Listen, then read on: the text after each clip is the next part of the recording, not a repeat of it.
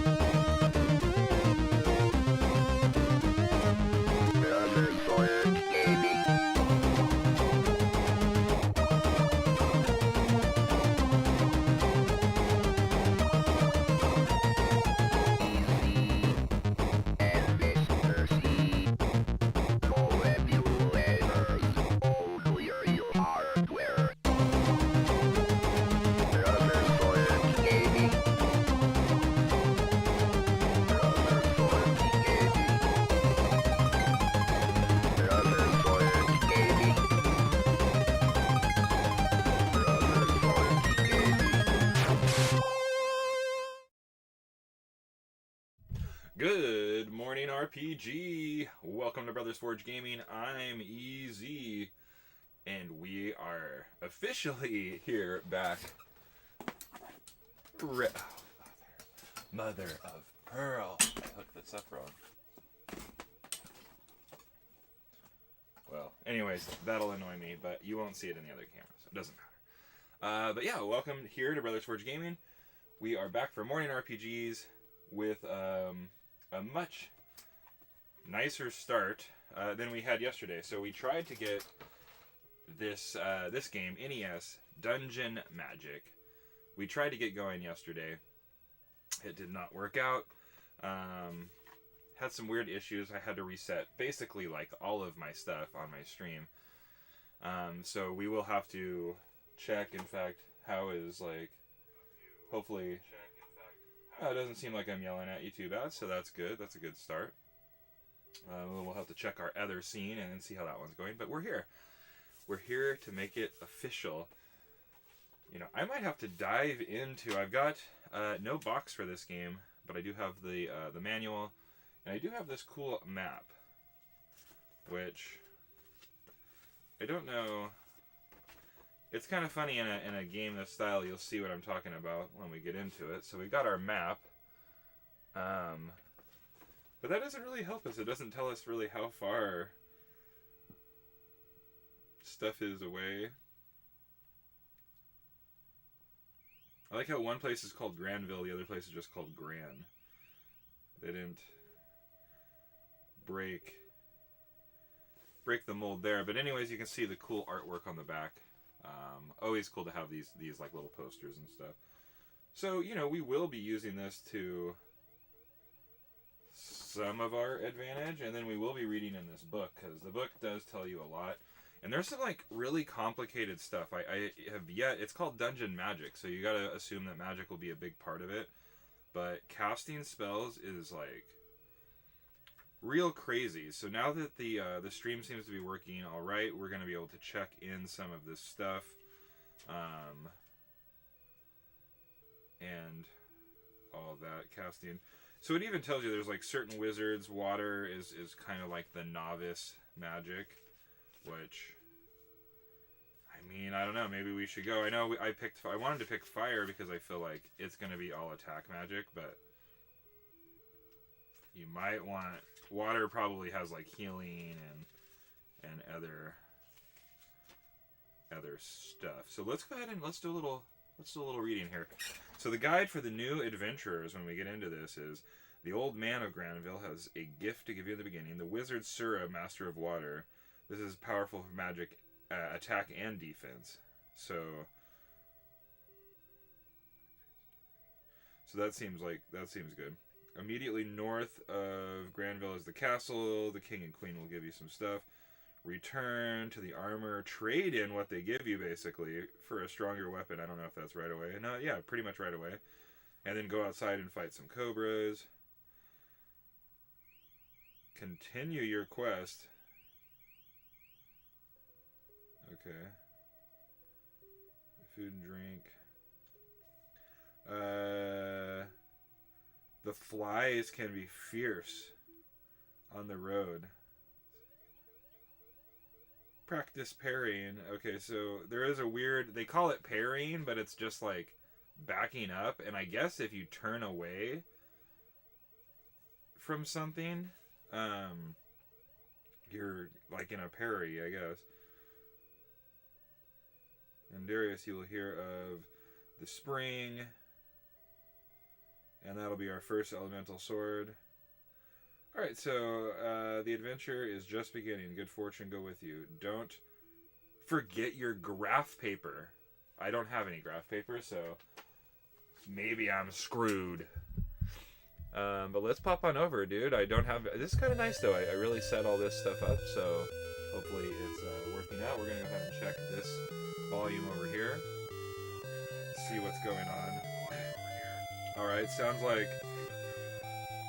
Well... Sounds like game could go down a touch.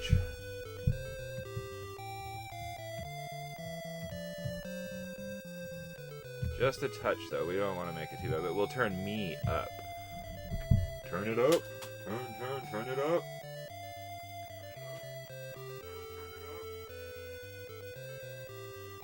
So, yeah, that seems pretty good, right? Yeah, alright. I can live with that. So if you have a problem with if you have a problem with the audio, then let me know in the chat. But welcome, good morning. It's official.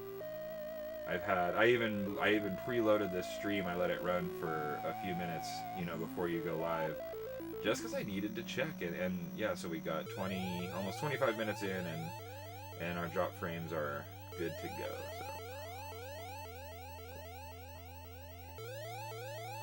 Alright, some coffee.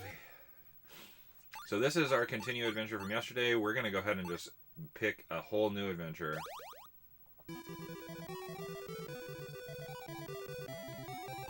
So you can see the style of game that we're popping into. I kind of missed what he said right there, but something about what we got to do. Let's go ahead and talk. From each of the 5 wizards, you can learn new spells. Take this compass with you. You will need it in your quest. So now I have a compass. That's Coolio. Folio. I have no gold, and I don't have a weapon yet, so...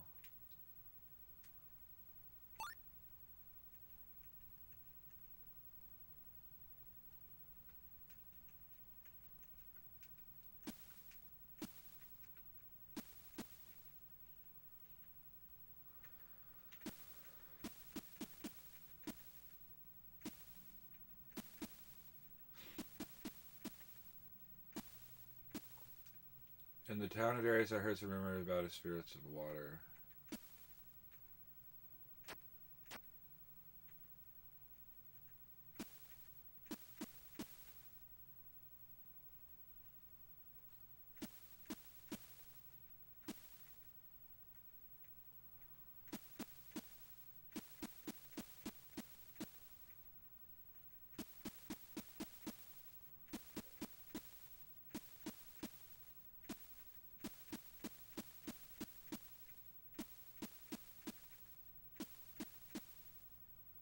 Look how king and queenly they are. As you may know, evil forces are destroying our world. They are led by the magician Darcy's, I don't know, Darkus? To send this evil back to the world of darkness, we need the Sword of Torres. It should be like the Sword of Light or something. It's alright. I will give you 100 gold pieces and a short sword. Take them with you. Cool, cool. So this is where I got confused yesterday. So let's go back to where you load up this map.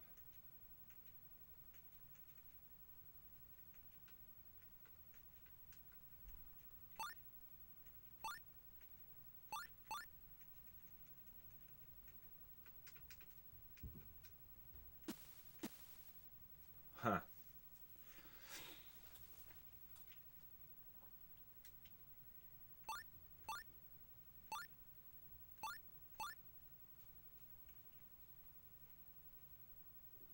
Oh, I didn't go get my spell yet.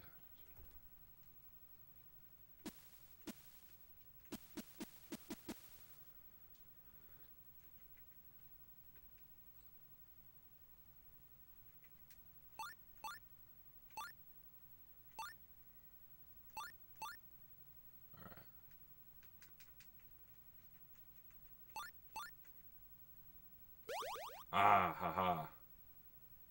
So you gotta press that again. So there's like a whole layer of stuff just to get to these items and like equip this crap. Look at that! You actually have to put it in his freaking hand. Okay. Oh, oh, oh, it's dungeon magic.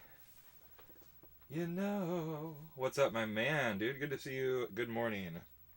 Yeah, it looks like we're running optimal today. Smooth. Clean and clear. Hopefully the pictures are all good. Doesn't look too bad.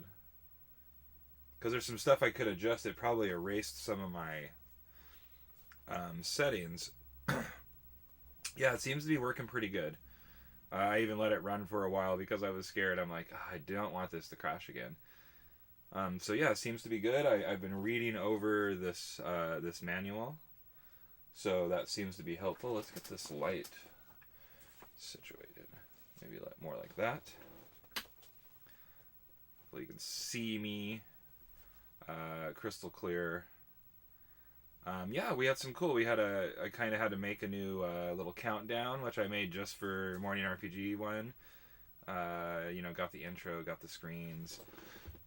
Let's check how everything. Yeah, this camera is looking good. I don't know why the other camera's looking a little. The other camera's looking a little hazy, but it's all good. It's all good as long as the gameplay is rock and rolling.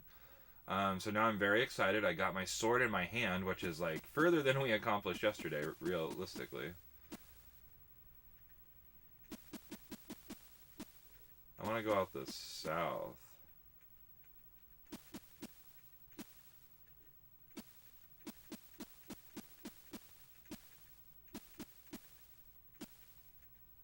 Oh no, cobras.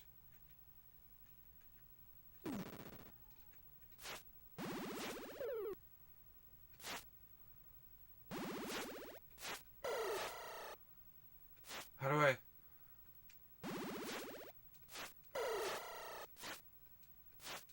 Dude, I'm just mashing cobras with this short sword. How do you think you take that?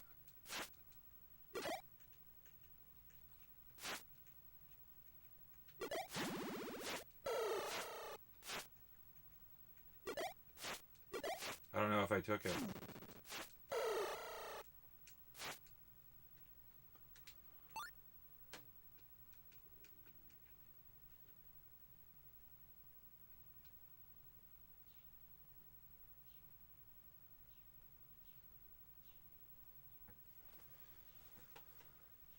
Alright. I just smashed on those cobras, dude. I'm pretty stoked on that.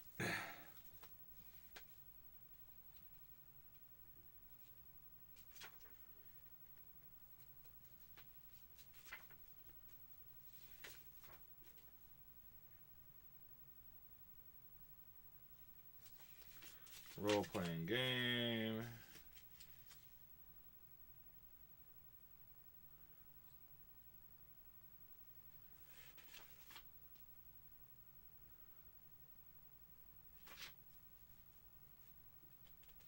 Many monsters and missions carry gold. Slaying them could make you rich.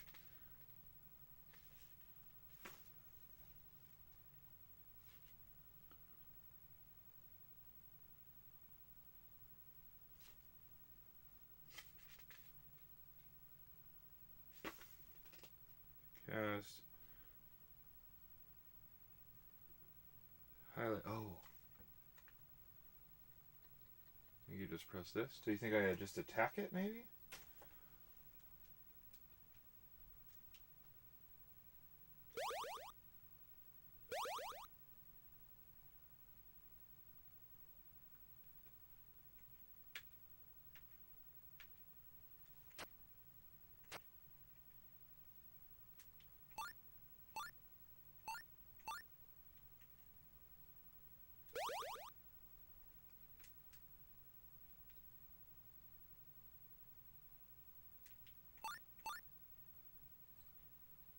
Aha.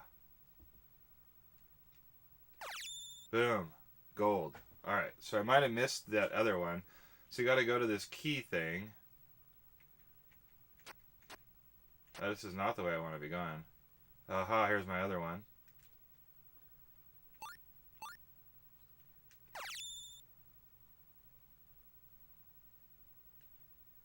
Dude, we are learning. I am freaking stoked. I'll tell you the truth.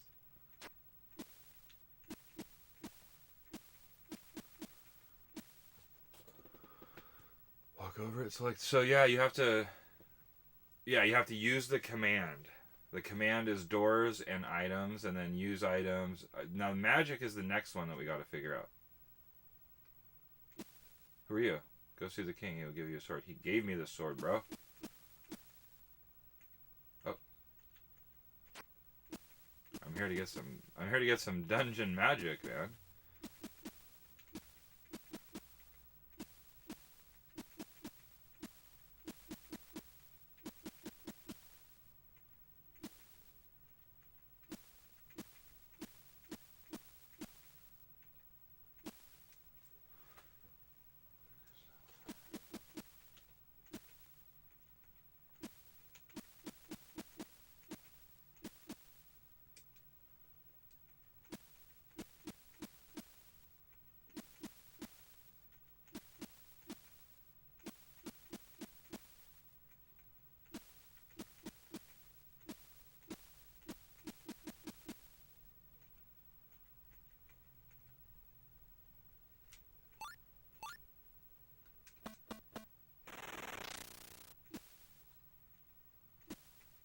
So I think we won't water this time.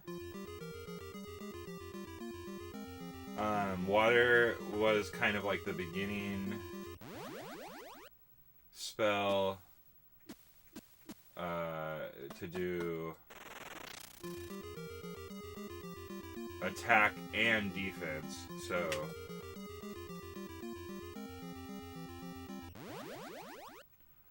alright, so I should be able to do, it should be start. Let's go to magic. Hit select. Oh, wow. So these are just the elements I know.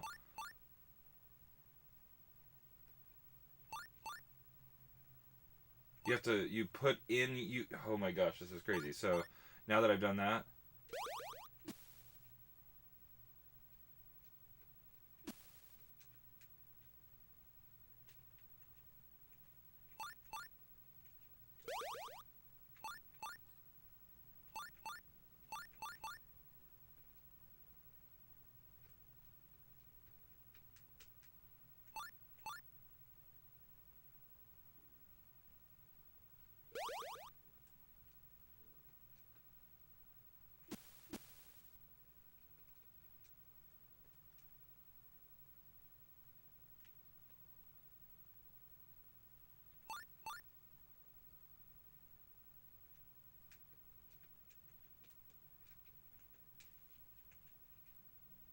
huh. So I still don't know what I'm doing yet with that.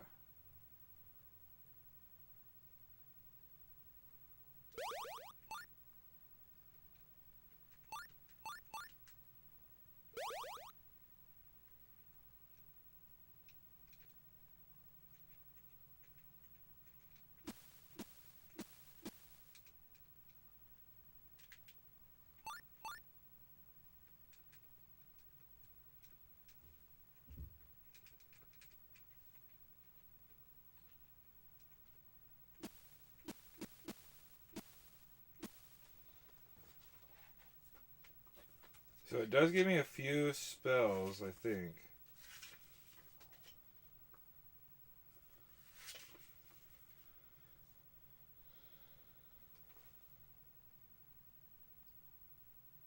So I don't have that.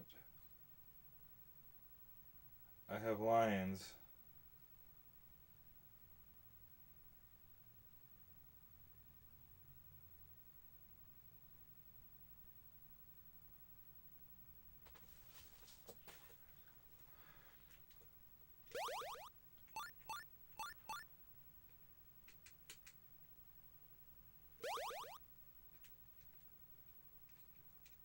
Interesting.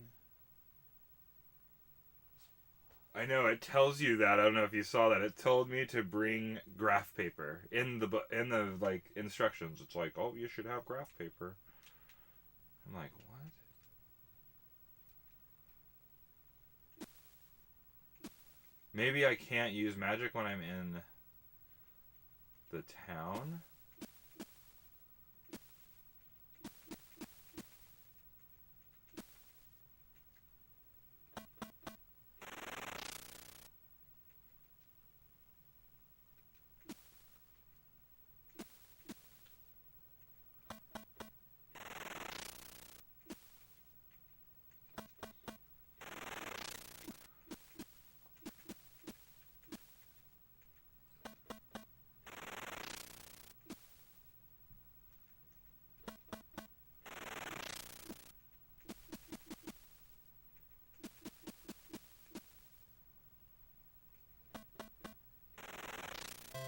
Alright. Do you want to buy some stuff? So, I'll come back here, but I want to find the weapons guy. Did I just use magic on myself?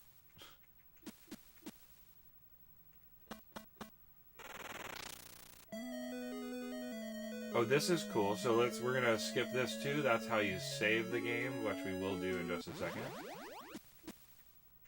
I believe it also heals you. There we go, baby.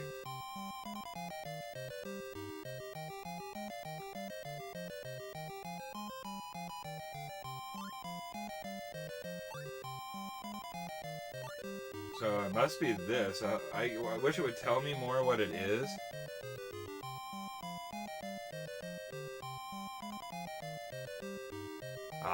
The Smith. I love how you just kind of choose it based on that. So 60, 80,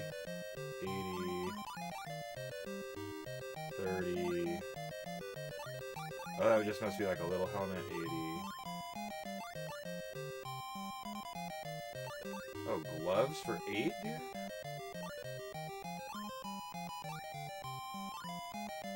Boots for 60? So I think I should be able to get this.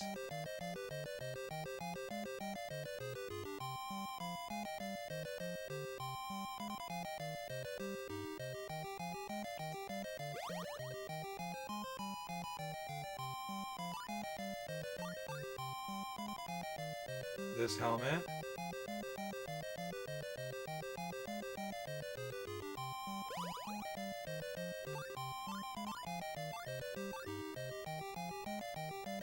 These gloves.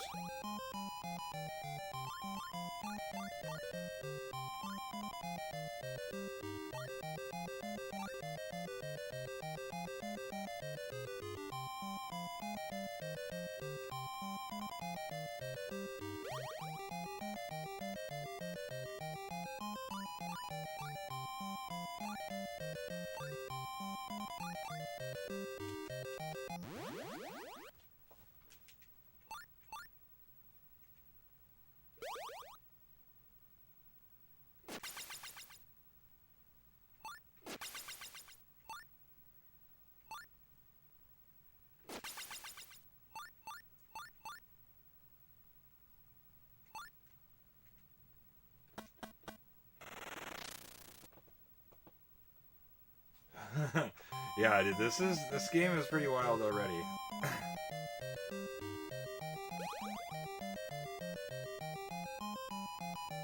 How about 15? So that should be cheaper than whatever else I was using.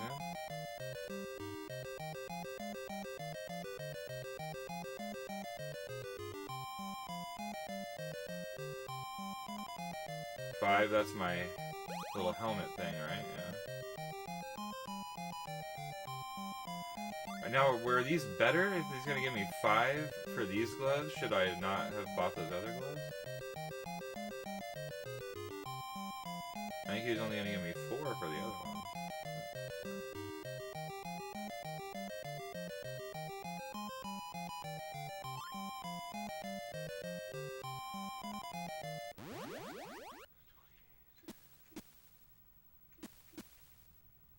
So let's save. Let's just go ahead and do that. So that's all it is. Gray screen means it's saving. Clicks out. We'll continue our adventure. Good luck. I hope you return safely. It also gave us our hit points. We're 26 gold. I really do not know what this stuff is, so we'll just go ahead and hit yes. So it does tell me in here, though. Let's take a look. So those are magic powders. Doesn't really tell me what they do.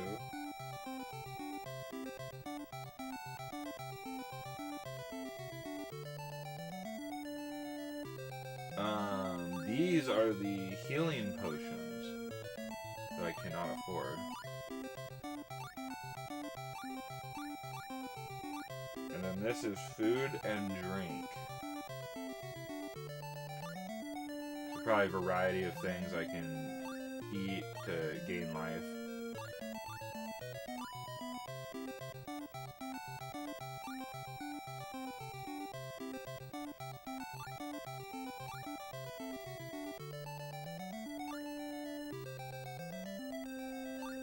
What do you think? Bread and water? Bread and water for the win, I guess? Seems like we... Oh, so we do have some food, and now we have some water. Okay. Oh, we have a weight, too. I wonder if that matters with our weaponry and stuff.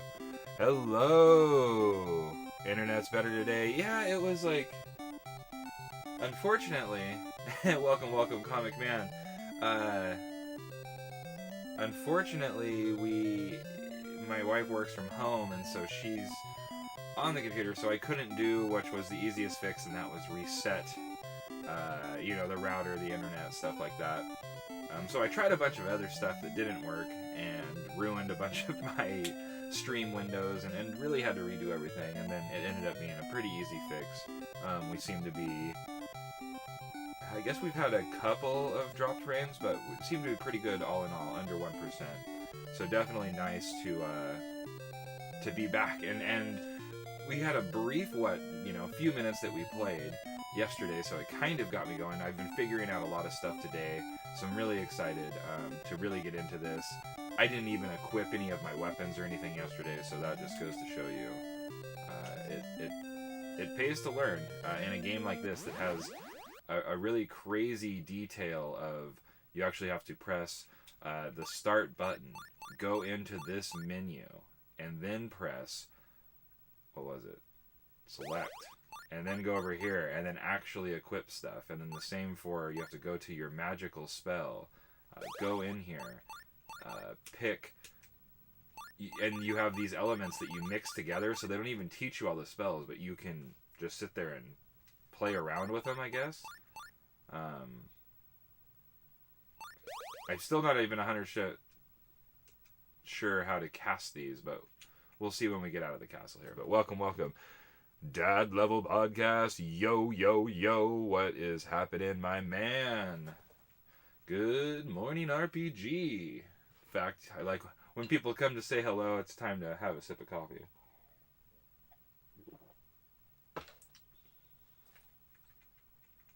Get out of my way. I believe I want to go north.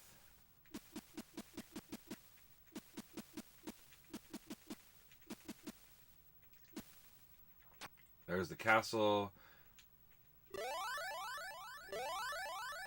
Oh, I'm casting spells at it. Okay, so...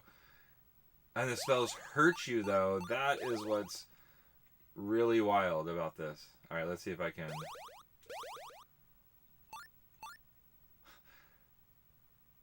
So let's go to fight. Ooh, chest. You gotta open it. Nice, got some gold, some experience. Back to fight. Looks like I did cast a protect spell on me, which is pretty cool.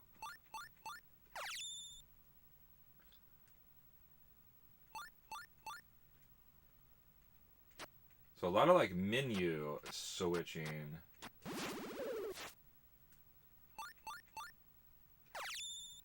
Dude, I'm learning this. This is going good. Alright, and we're supposed to be going to Grands. Dude, they're dropping treasure like crazy.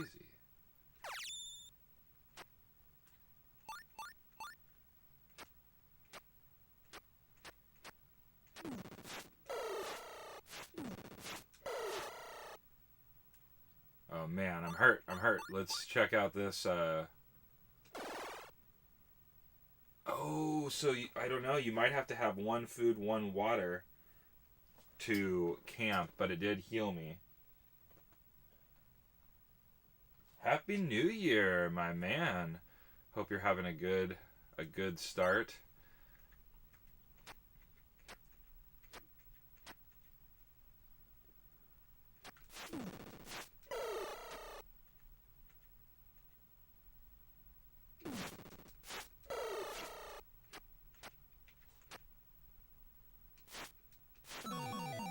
Killed me. Your life is over. So just like that, evil wins again. Alright, good to know that it's a little bit more brutal than I had anticipated, but that's okay.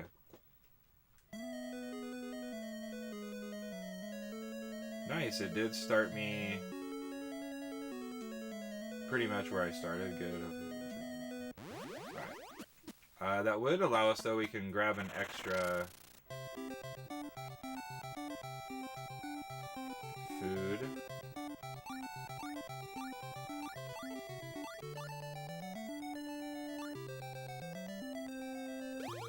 Get the water. Oh, I don't have enough gold for 2 of those. So if you buy something more expensive, it gives you double. So there we go. That's as set as we're going to be for that. Cobra! It just makes me think of G.I. Joe.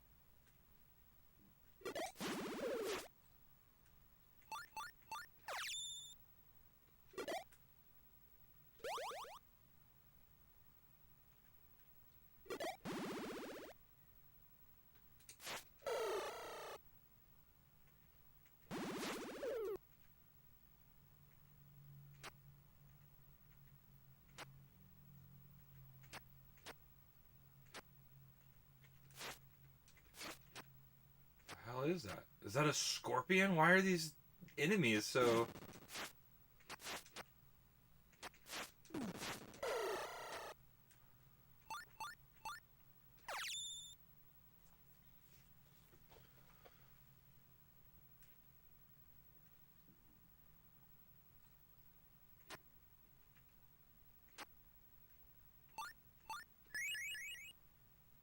hell is that? Something cool.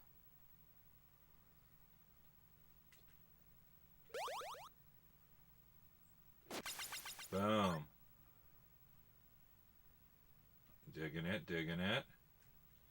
This game is wild.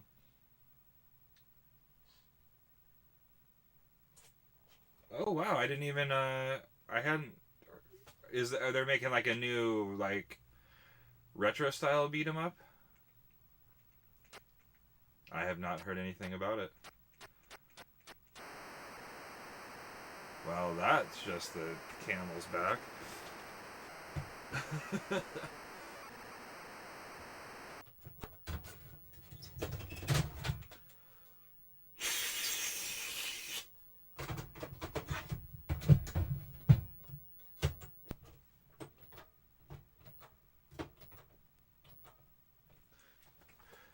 always try to pull me back in. Oh no! So now we can test out the saved adventure. It's not so bad, but.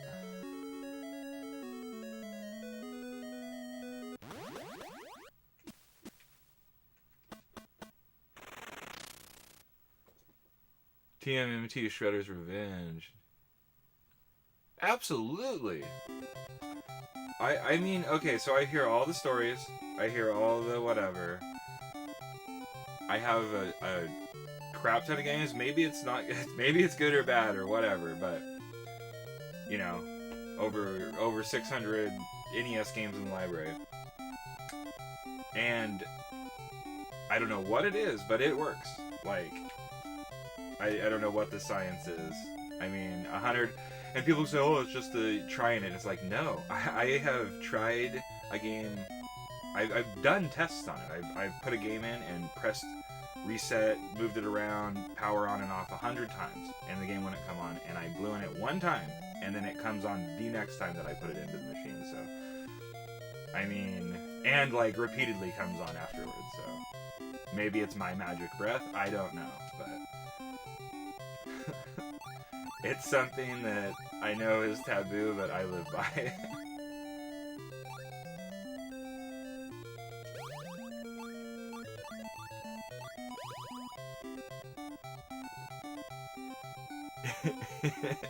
It's a sickness science. Oh yeah, no, I mean, it's funny because I know it's like, you know, I've definitely heard, especially in like retro gaming collector community type thing, and it's like, I mean, I'm not sitting there trying to like spit in my games or anything, but if it works for you, man, it works for you.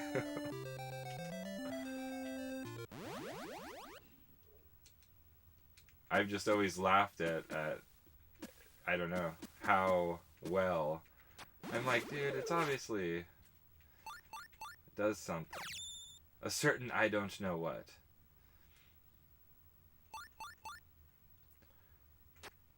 So it does look like it goes back.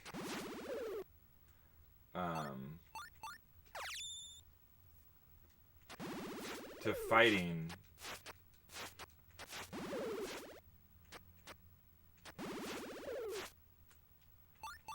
From this menu, but you gotta be careful on some of them, because I think I casted like a spell on me a bunch of times.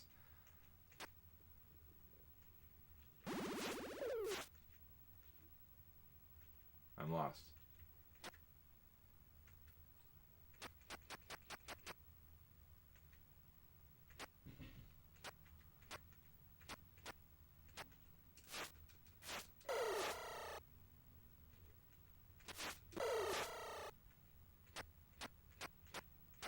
Oh, see, I feel like there was treasure here last time. I'm not getting it. Oh, shit.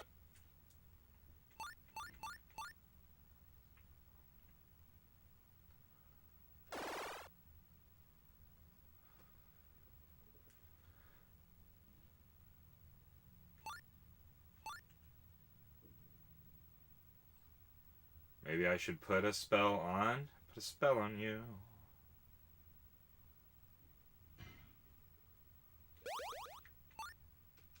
I'm pretty sure it said this one was protect against physical attack.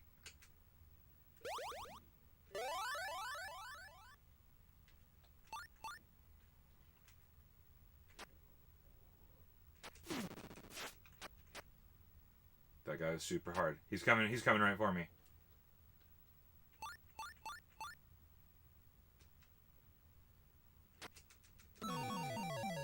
So don't fight the scorpion. The scorpion is hard. Makes sense. So really, I just want to probably step outside pretty close and grind on those scorpions until that they, or not the scorpions, on the other ones until they give me what would be considered a level up, I guess. More gold. Bring out the grid paper. It's so funny. It tells you that in the instruction booklet, straight up as one of the tips to get your graph paper ready. And I'm like, I don't have any graph paper, so I guess. And dead.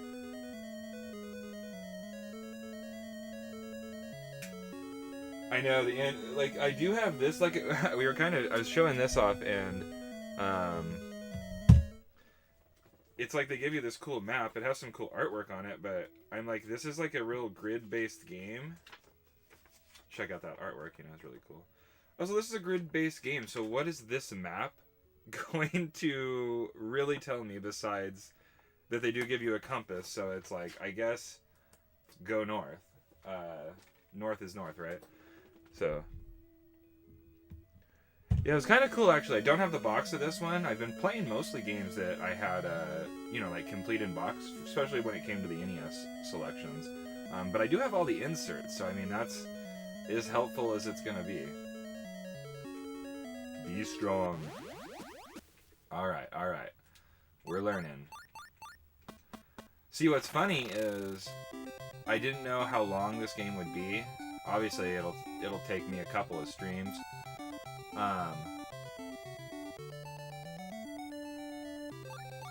But what's interesting is I think people can beat it really fast because if you know the combinations, you can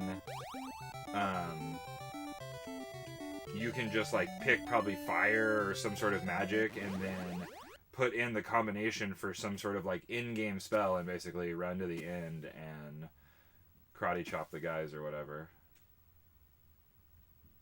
Alright, let's get ready to just fight some of these little dudes. Get out of my way, bro.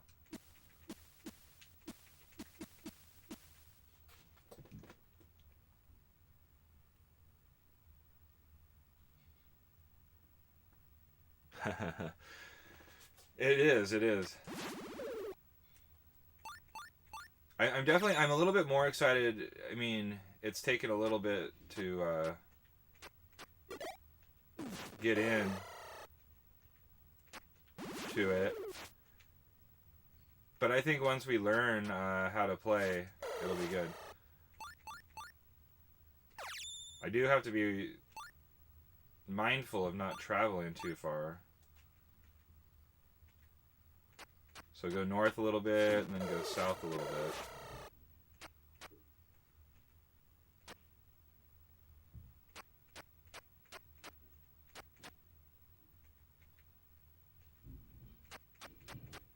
Already can't find the castle or the town.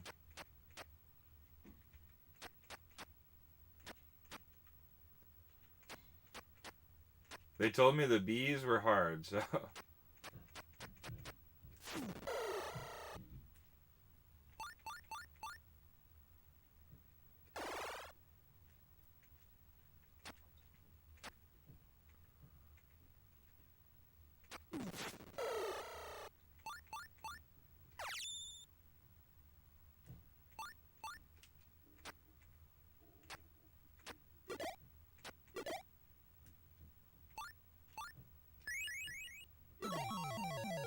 Oh, so stuff can hit me from the sides. Mother of pearl.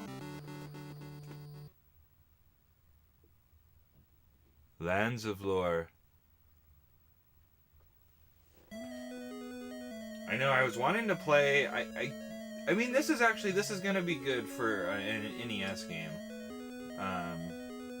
Like I said, let's figure out how to not go so far out of town. In fact, we should just probably like go right here and let them come to me. Oh, see, that was my problem. I went...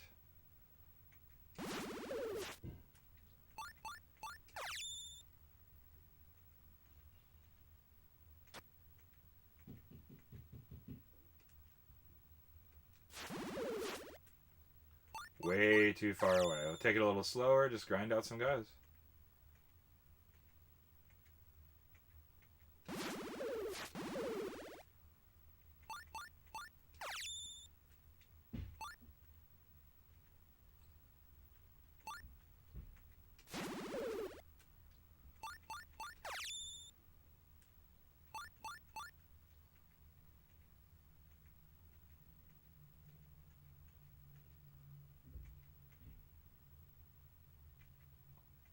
Like, there doesn't seem to be a shortage of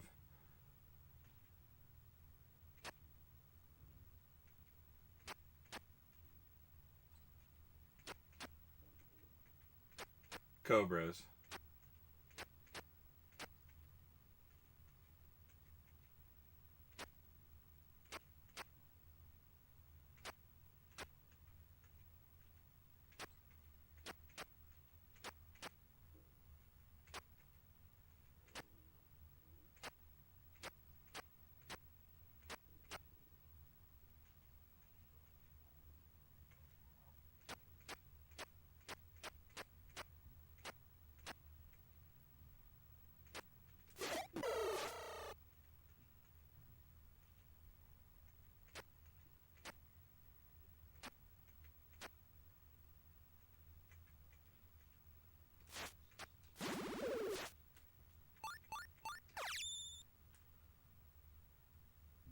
So we're doing pretty good.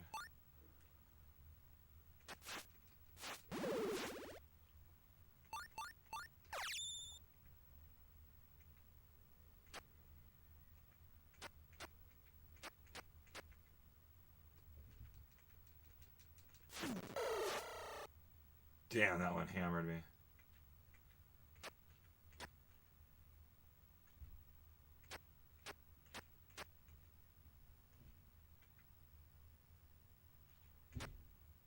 There we go.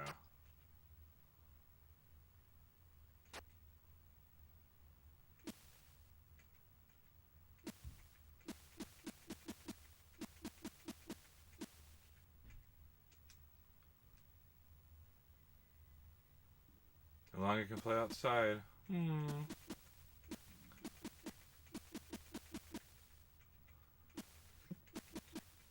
Sadness washed over the dude.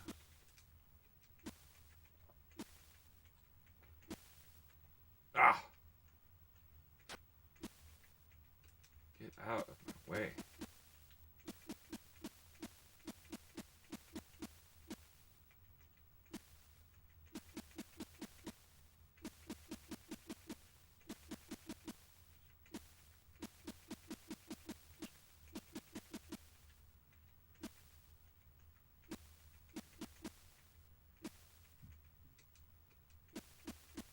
It's like kind of hard to navigate a little bit, but it's alright.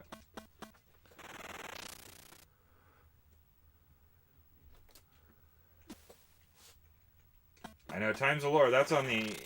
That's the other one on the NES, right?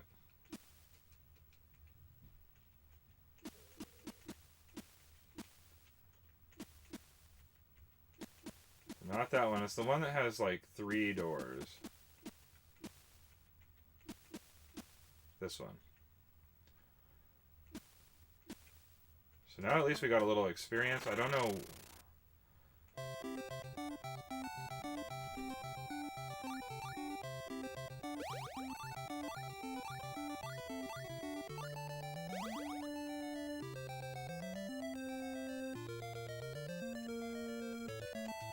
I wonder if we have to sleep or something like that to get experience, but we're gonna go ahead and save. How about that? Boom. I would like to continue.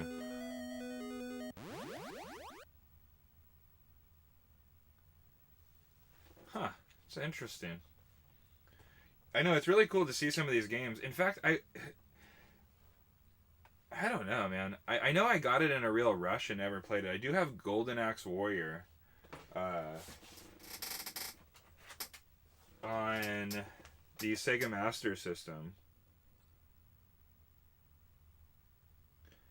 And I know I got it in kind of a rush when I got a bunch of other stuff. And I don't even... Maybe I've never even really played it. Or maybe I just... I don't know, got confused. For some reason, I thought it was a really different style game, but I think I'm thinking of Axe Battler on the Game Gear. It pretty much just looks like a Zelda clone, so I'm like, oh, that would be fun to play.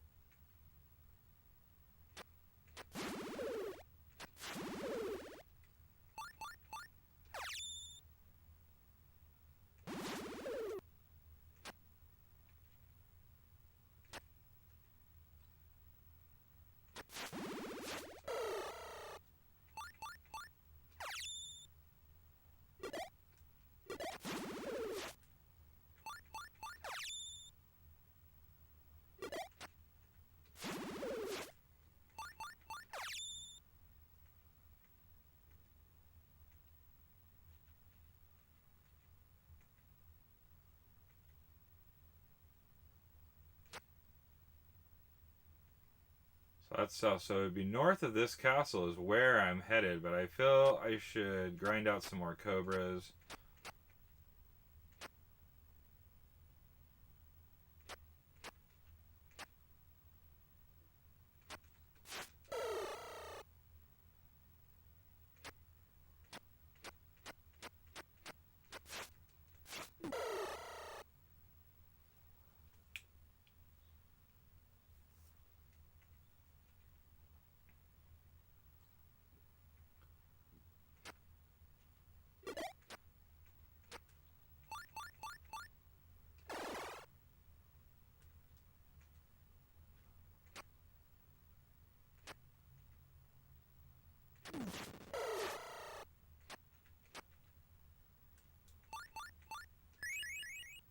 What is that? I think that's like the same thing I'm wearing already.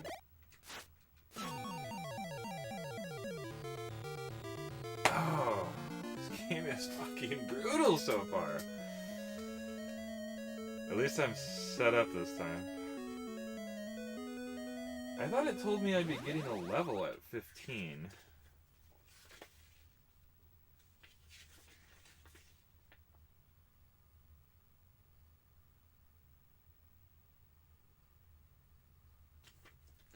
I like how they call it parry, but it's pretty much just run away.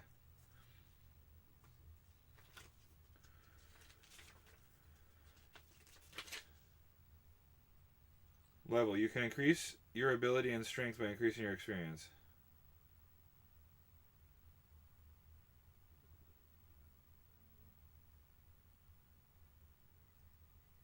Oh.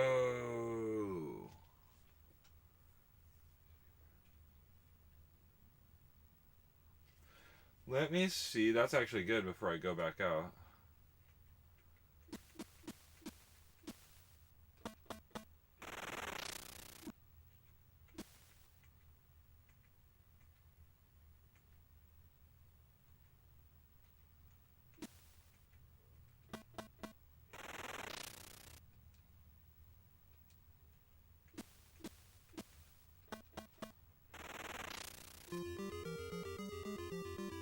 Have your journeys made you wiser? Yes. You are now level 1. Cool, so you trade the experience for a level of more hit points. Boom, boom, Blaroo. Get out of my way. Get out of my way. So there are some other stats that you do not get to see.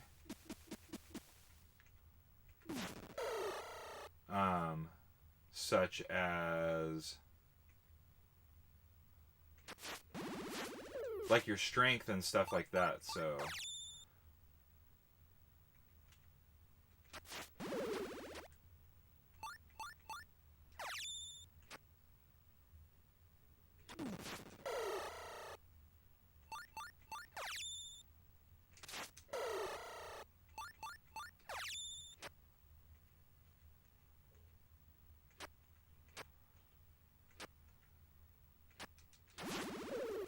kind of dirty game is just full of cobras.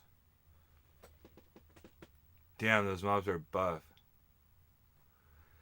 I know, some of the mobs are, I mean, it's crazy. It just kind of reminds me of Hydelid. You know, it's like, I feel like anything can kill you if you let it sit there.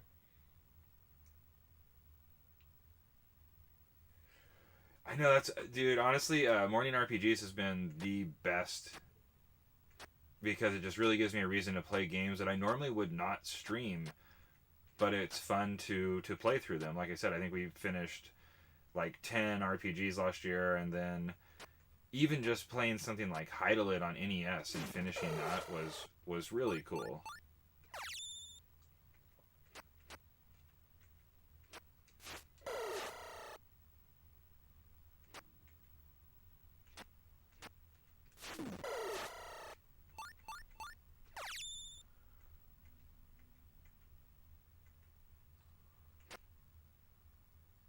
Like, how do I get that one? There we go. Boots? Don't put it out with your boots.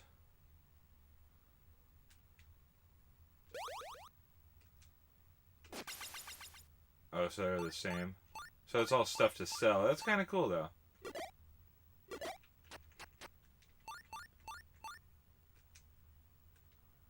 What a jerk.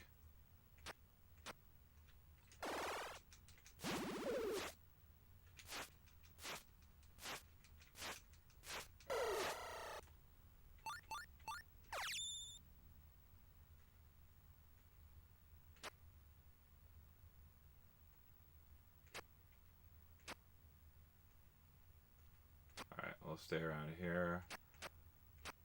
In fact, I don't even want to get jumped. I'm gonna go...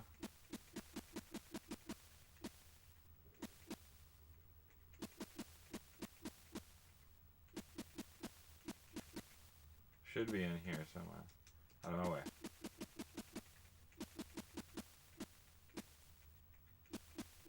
Right here, baby. Lots of saving, I feel. In fact, Xanadu is that way too. Why did it have to be snakes? I know, there's definitely some good... The only thing about... I mean, I like them to be, when I'm actually doing these, it's kind of nice when they're a little bit longer.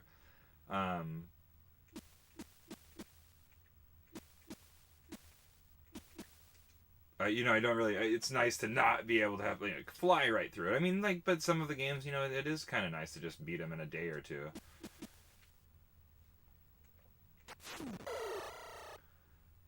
I know we are going to get into some of the big ones. In fact, I have a good... If my plans go correctly, I'm looking to finish this off, and then I think another short one is Virtual Hydelid on the Sega Saturn. So I'm hoping to get both of those in January, and then do something a little cooler, bigger, in February. Possibly Final Fantasy III. And then we're actually going to dive back into the land of Kingdom Hearts, because I know a bunch of people have been waiting for Kingdom Hearts 2 after that epic December playthrough of Kingdom Hearts 1.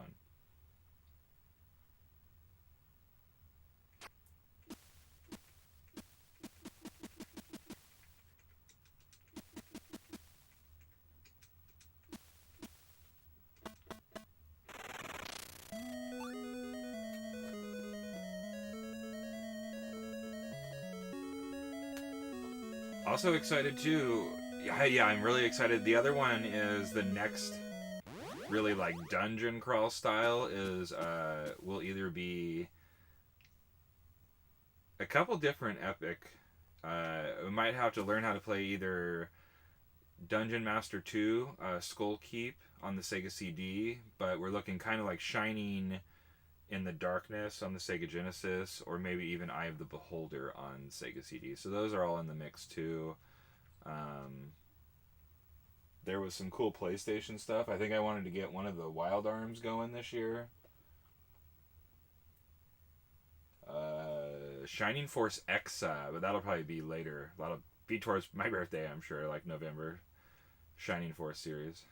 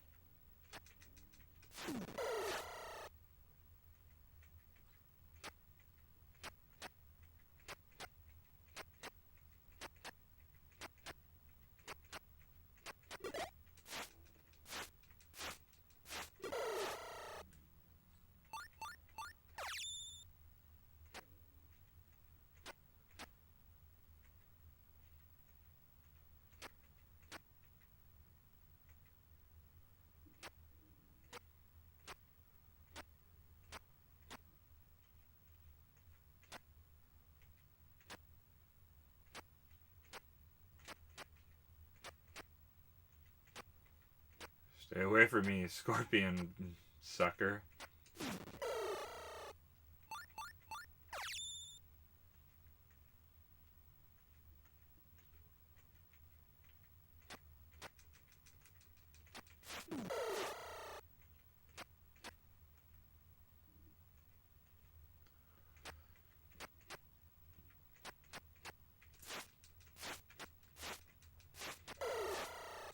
These are always interesting because I usually think of like a dungeon crawl as more of like a text-based game. So this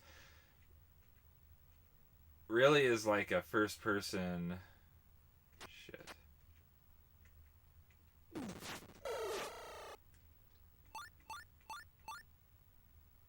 I'm out of food and water.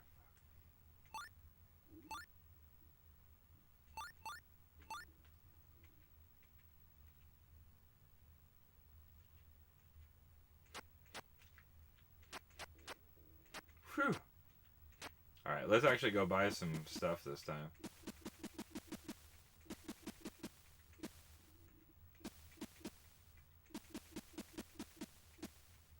Oops, I went to the wrong side. No way.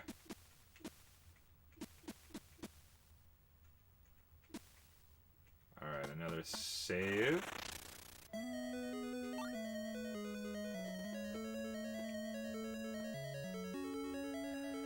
Yeah, I'm not I mean, it really reminds me of like a Might and Magic something where you're like, but without seeing your actual attack. So it's like first person command base, but they call it parrying and stuff. You're just supposed to like back up and turn, kind of like run away from things. But then it's also heavily like command base, graph paper style game. I was thinking more of like the Final Fantasy, where you walk around first person and then run into an encounter and select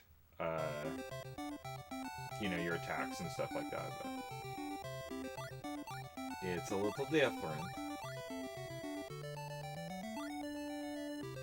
So that probably gives me 3.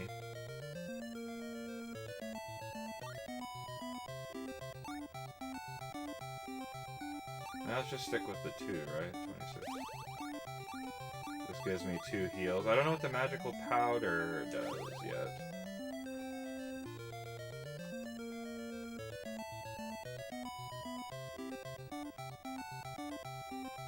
Oh, do you have something to sell?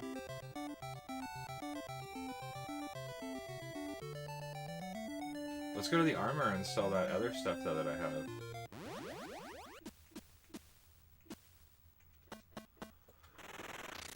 Happy Wild Wild. Sounds like a good bunch. I want to stream Shining Force 1 and 2.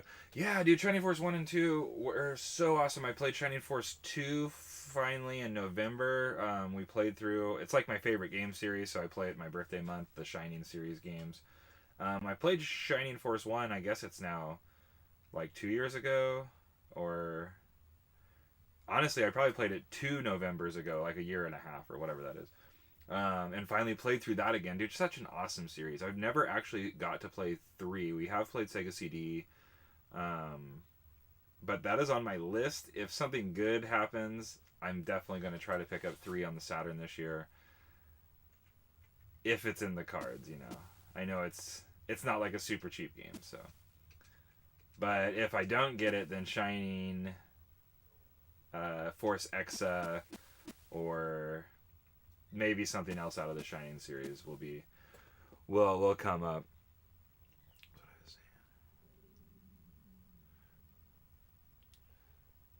I know this is actually like very entertaining now that it's like a learning curve. Kind of like I said, Hydelide was almost awful, brutal, the regular NES version, until you really figure out what you're doing, and then it was like, it wasn't bad, it was definitely like good and all the different things. What's going on, James? Wild Wild Wednesday. I know we'll be wrapping up Gun tonight for Wild Wednesday, 6 to 8. I think we'll be wrapping it up. Maybe 2 more streams. I can't tell. We only get 2 hours on Wednesdays, so. Phantasy Star 1. Yeah, dude, Phantasy Star 1 is great. It's basically like, I just always remember it being like a Dragon Warrior clone. That was the first game I ever played on the Sega Masters.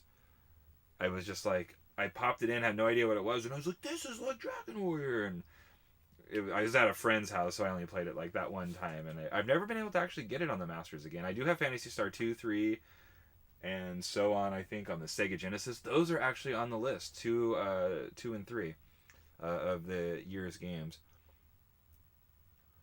And then PS2, I have a good little stack I got out yesterday. I mean, Demon Stone, Final Fantasy, Xenosaga, Breath of Fire, Dark Clouds, Unlimited Saga, Dot Hack, Sudoku, Shining Tears, Tales of Abyss, Disengea, Evergrace. So we got a stack of some stuff. Growl Lancer that we definitely want to get playing this year.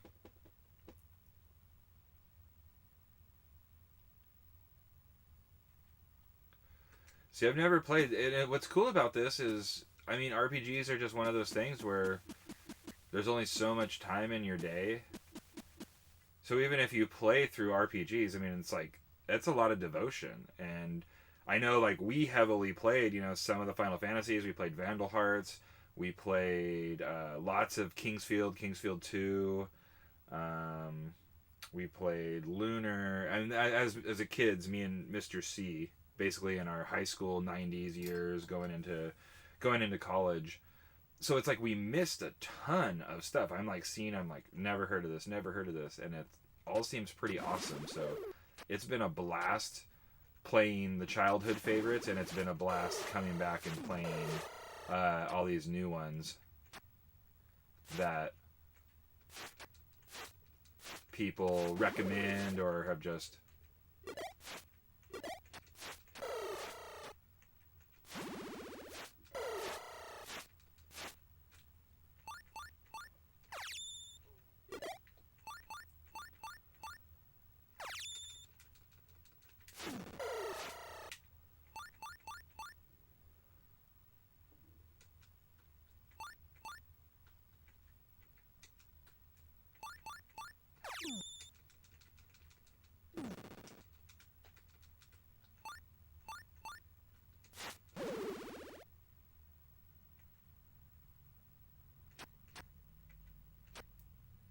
So that should get me what I needed for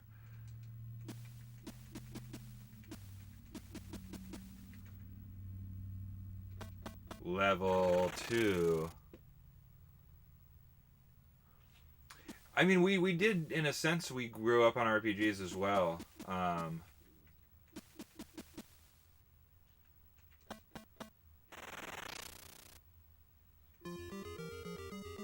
Okay, so I gotta continuously go to the one I was apprenticed at.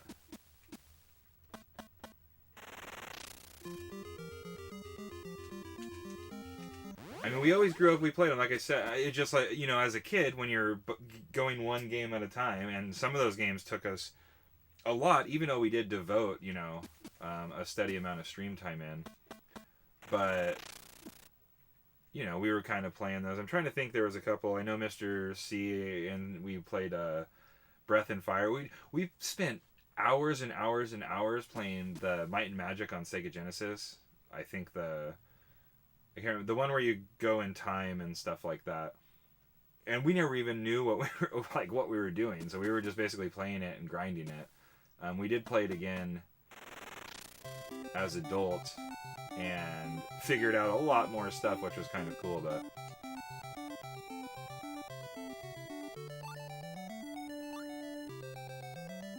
and Uncharted Waters, that's another one that I played heavily. Or I guess we both played it, back in the day where people laugh when you're like, we call it single player co-op.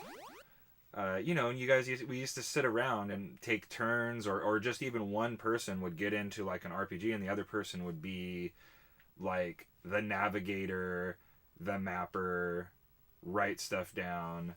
And those people played just as important of a part. I remember, taking notes and writing stuff down for like Kingsfield and stuff for Mr. C, even though that game was in my actual library. And then the same for him. I'd play Uncharted Waters, and he'd be writing down ports and keeping, like, just all your information together.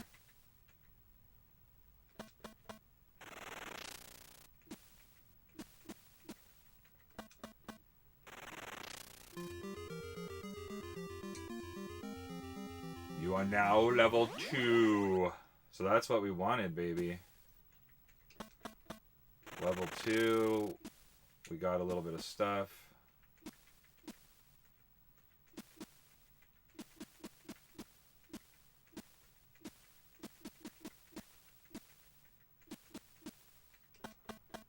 Oh, I don't have enough gold to stay at the end. Fuck. I gotta go kill like one cobra. Come here, cobra.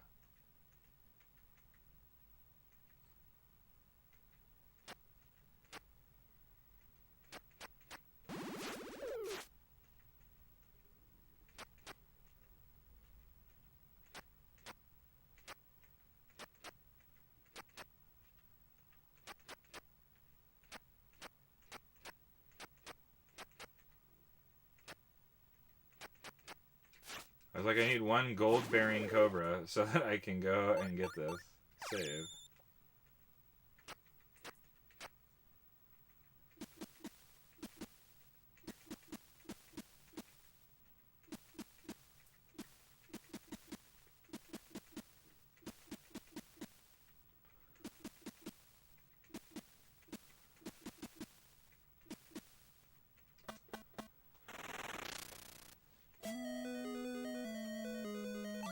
Sweet. So I feel like we're learning pretty good here.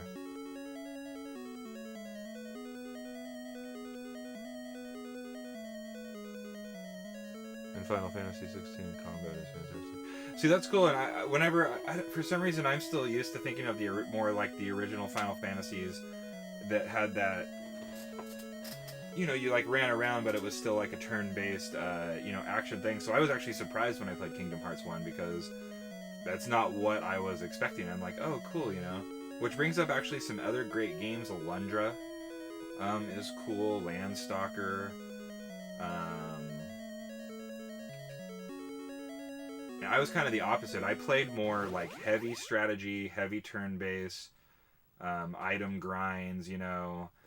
There was that era, of course, I played all the MMOs, like Vanilla WoW. I played Ultima Online in the 90s, like all the computer games. Lords of the Realm, which is more of like real-time strategy, but...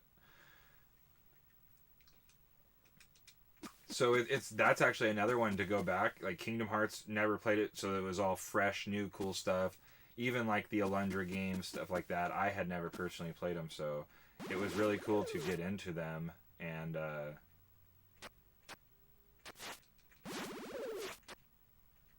just play some cool stuff.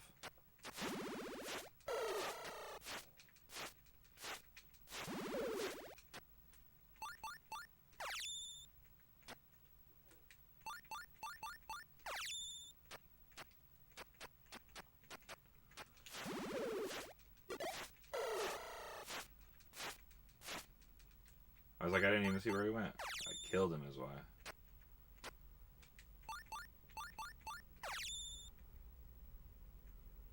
It should, like, graph it out yourself.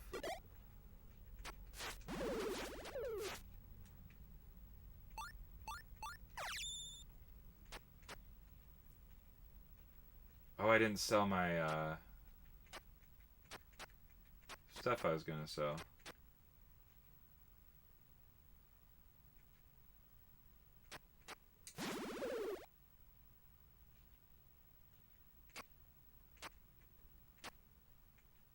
So go south, like 3, 4, 5. Now we'll go north. Okay. So you almost have to like count your paces.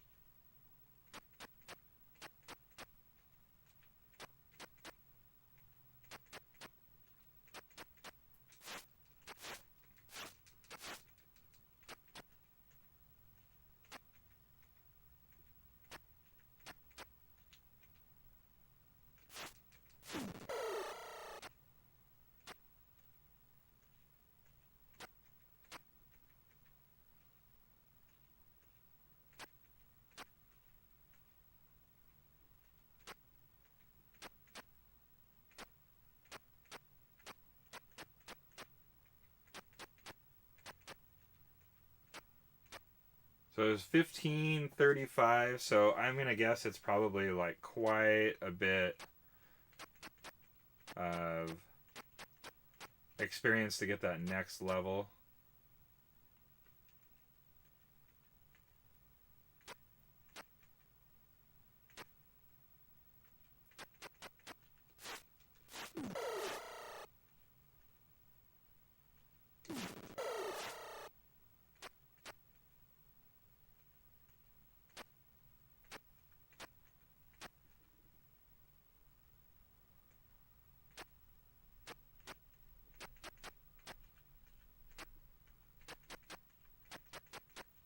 Alright, it's about time to head up north, I guess. Oh shit.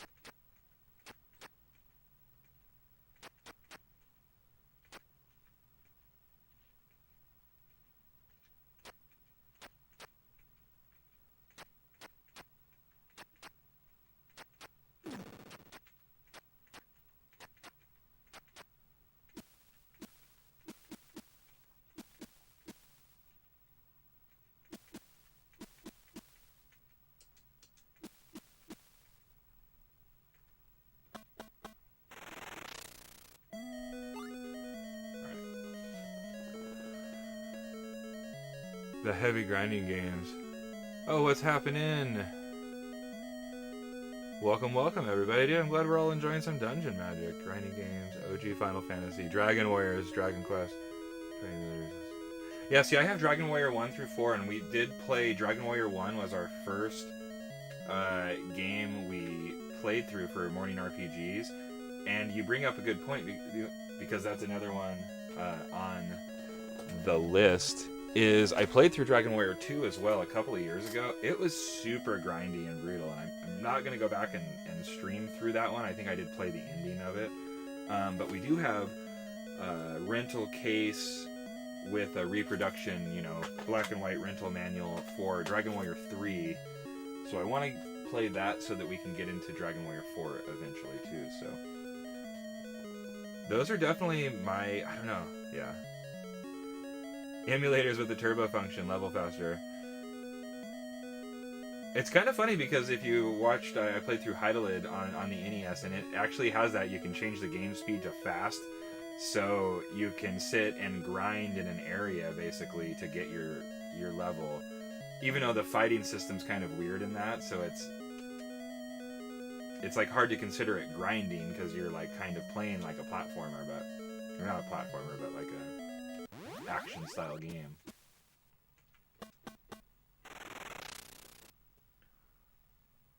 Yeah, no, I love Dragon Warrior 1. It was so great, and finally to get through there, and you have to carry the princess back home and stuff, like, it was super cool. And I did enjoy Dragon Warrior 2. It just has some it was like,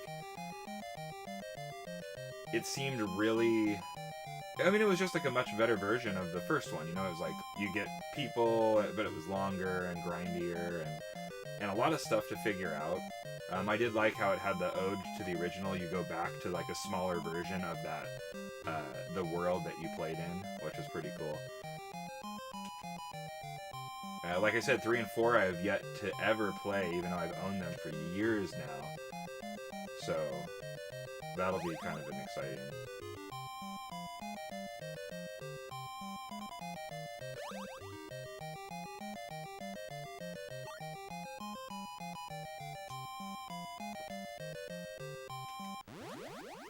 Alright, we're saved, we're healed. Let's see if we can even make it to this other town.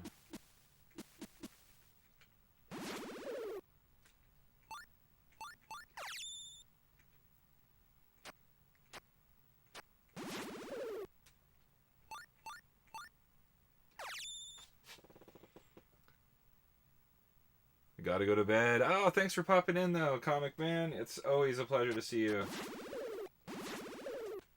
Go get some rest, and we'll see you next time.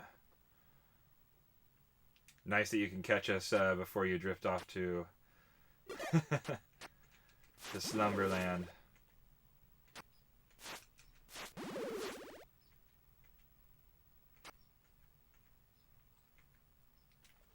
All right, so if this is the castle, we're gonna put this little map into into use. I know I've never used like Steam or any of the emulator things.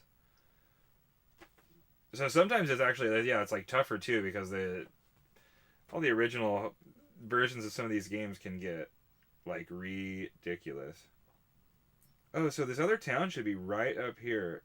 We want to go left of that little water divide and north a little bit. Sounds cool. We'll get to this. If I can make it to this next town, it is time for a coffee refill. That is for sure.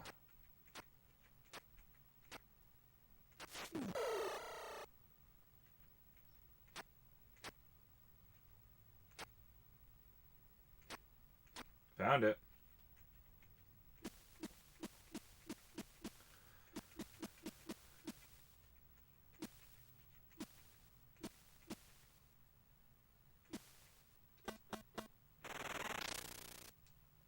Welcome to Gran.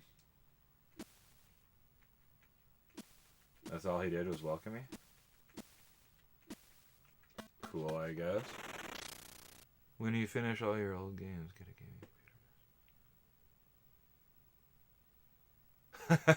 It'll be a long time before I feel like before we finish all of the old games. we got quite a deal going on. I think I just reached the 3,000 mark.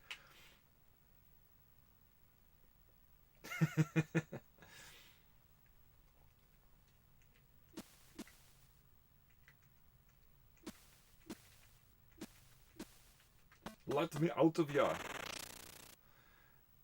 This is not far from Granville. Great evil is coming over.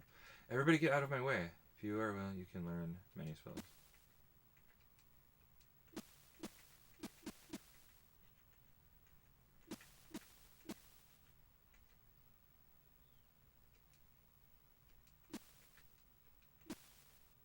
This is the same place I already went.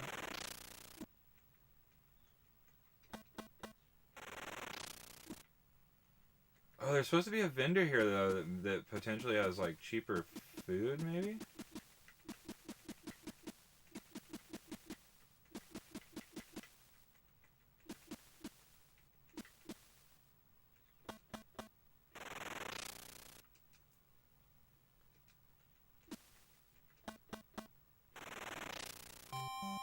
Ooh, an armor guy. Let's check out what he's got here.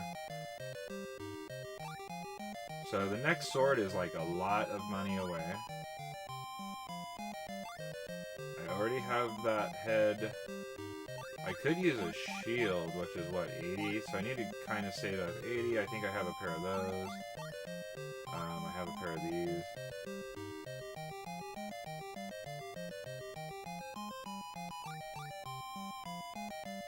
I don't think I have the armor, to be honest.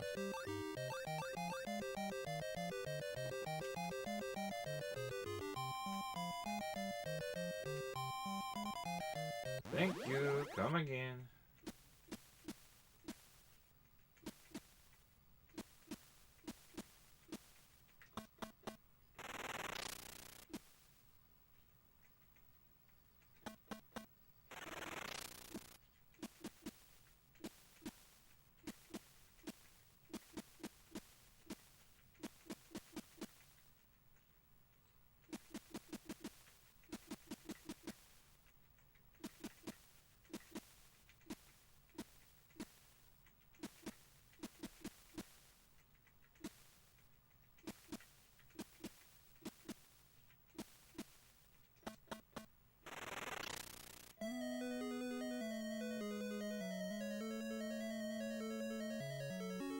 Probably not a bad idea to save, right? Yeah.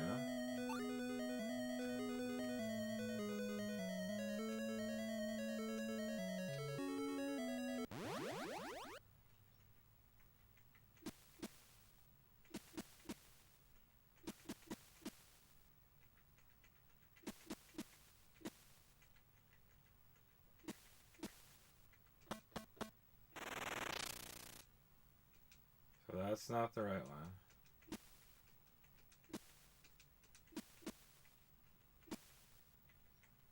Maybe this one. No, it's the same one. Let's see if this, it did give me a map of a couple of places. I don't think it was this, though. Dungeons. Castle. Granville. Sanctuary. So nothing too helpful. I do want to try to find this. I gotta find this vendor, though.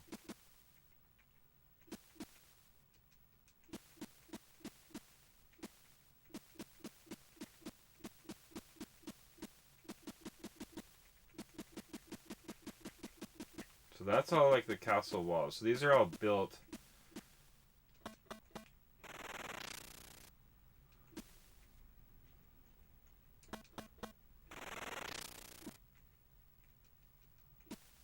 So that was that armor.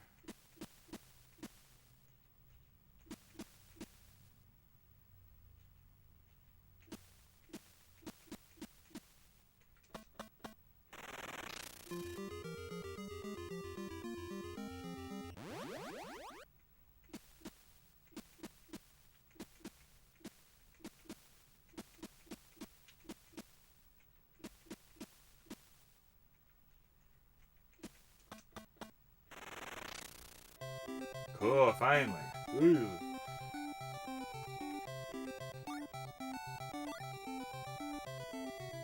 So it looks like the doubles are only 10 here, which is what, 3 gold less? That's pretty solid.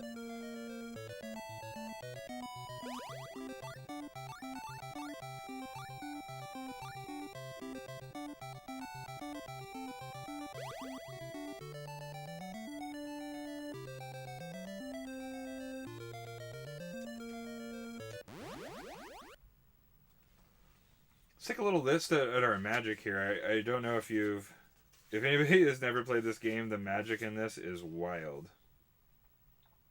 Oh, I've been casting the wrong thing. Protects against physical attacks. So let me show you a brief. This is how you use magic. You have to go here, get into your section here, and then there is a list of some spells it gives, but you have to like just practice and try random stuff, or I'm sure you could look it up online. But there is one here that says protects against physical attacks.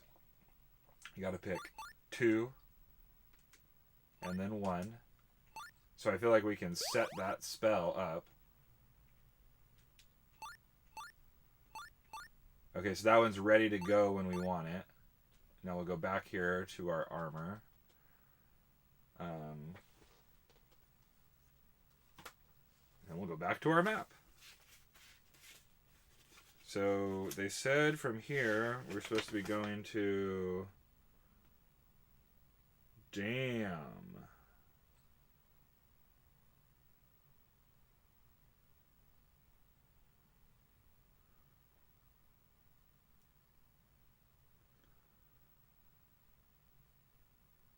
I feel like there's like a boss on the way to this coastal town that we're supposed to be going to.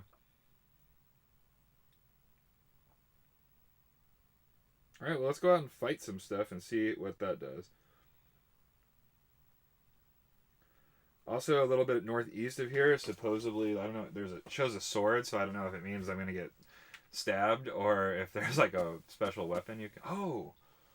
No, that's right. North of here, there's one of the elemental swords. Maybe that's what that is representing. Alright, well, let's go mess around a little bit. Since we are saved up.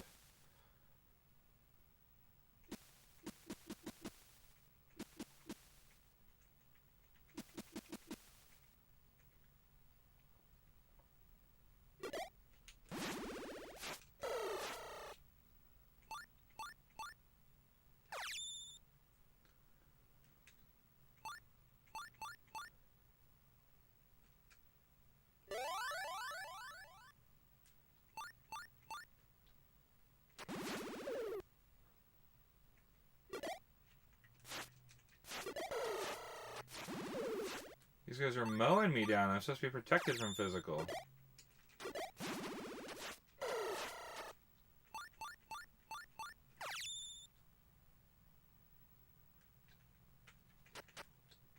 I saw that guy.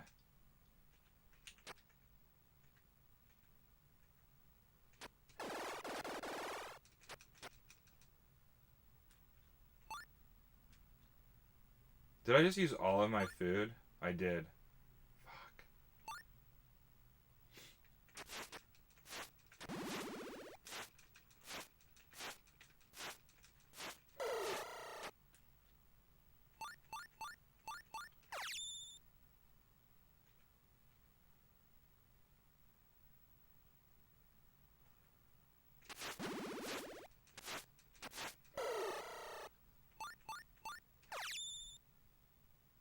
I feel like these guys are giving me 2 per. I really just killed myself.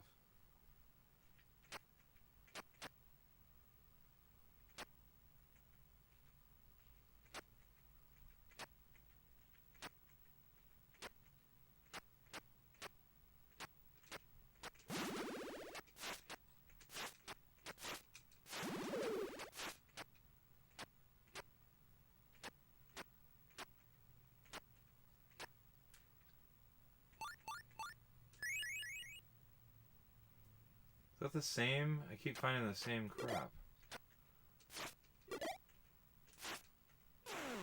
No!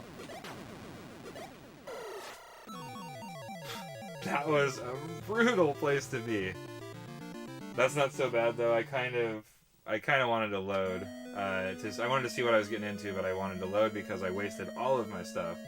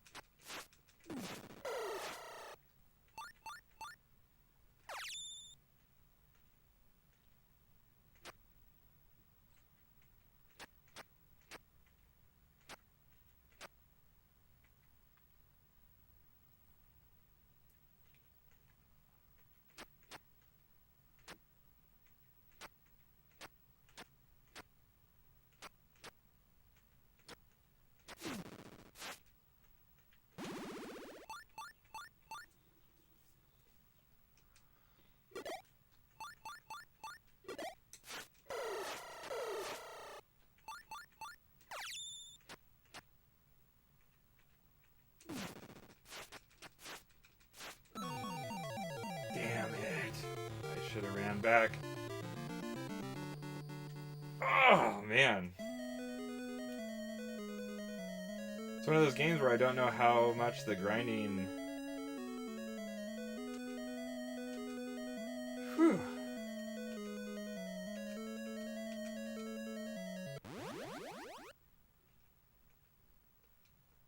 I'm gonna have to look up a list of spells eventually. I keep thinking it's gonna be more like fast paced, like it's like gonna, you know, a what is that? You know, it's like a newer 16-bit, 32-bit game or something like that, where. But it seems like it's gonna be like a grind. Like I'm gonna literally have to snail, like dungeon crawl it, you know, even though it's not a true dungeon crawl.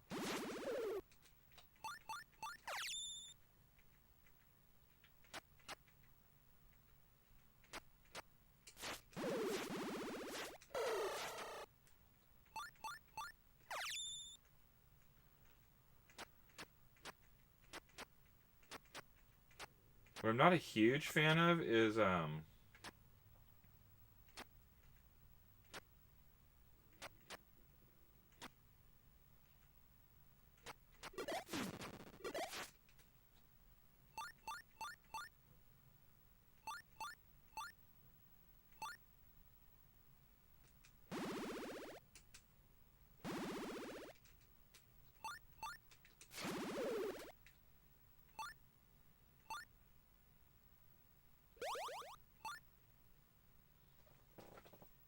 was it 1 then 2? Or 2 then 1?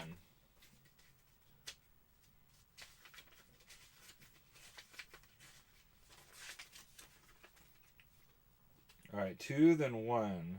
Physical attacks.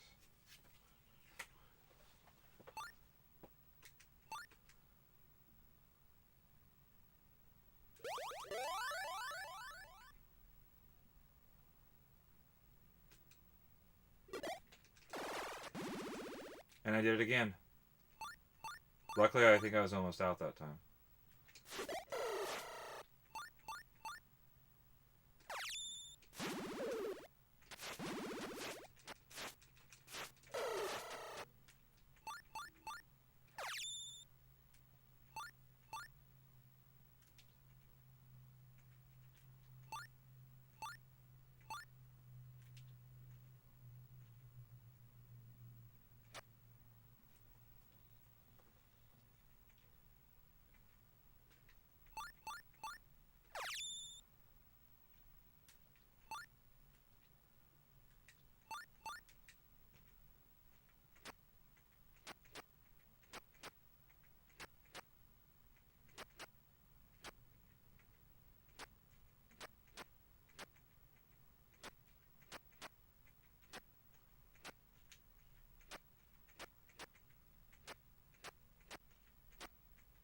This reminds me of like a World of Warcraft or one of those games where you're just going slightly outside of the gates and killing all the boars or whatever.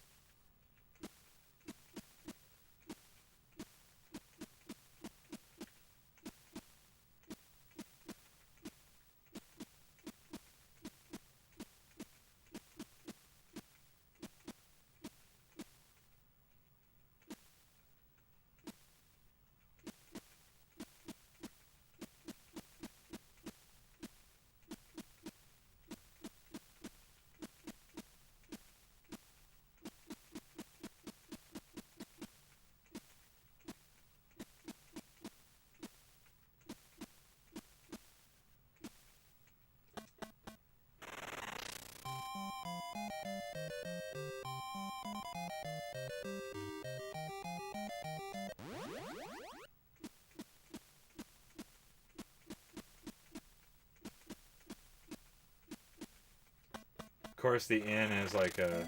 There it is.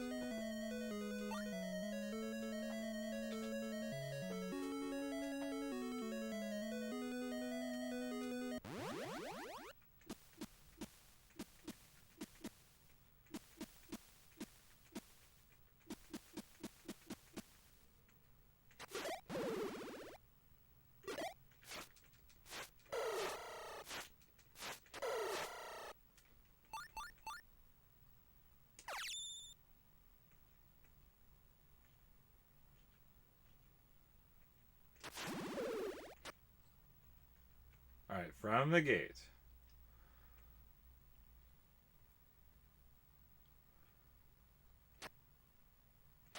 to north.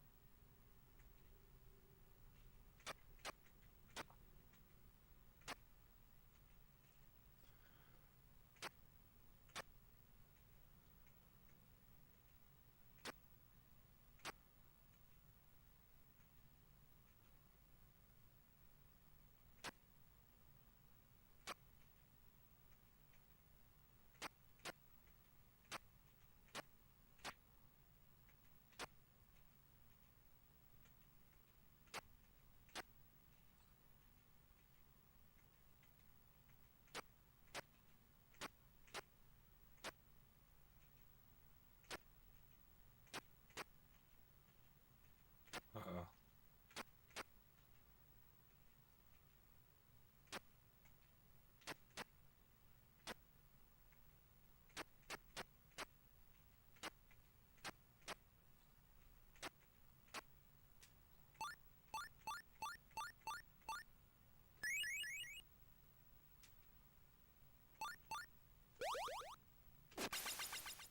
Cool. I actually will take that.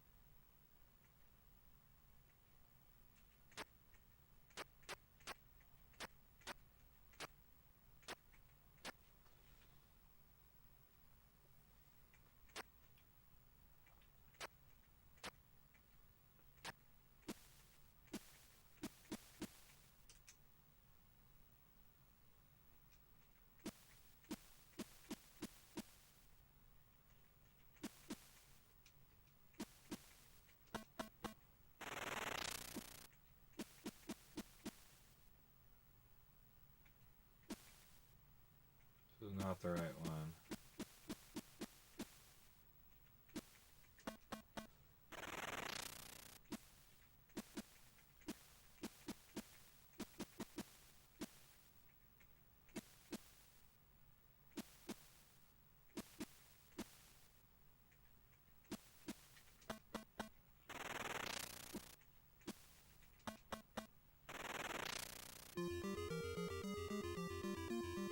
Not wise enough. You need additional experience. Alright, so good to know. So the towns aren't really that, if you can like learn, they're pretty close to each other.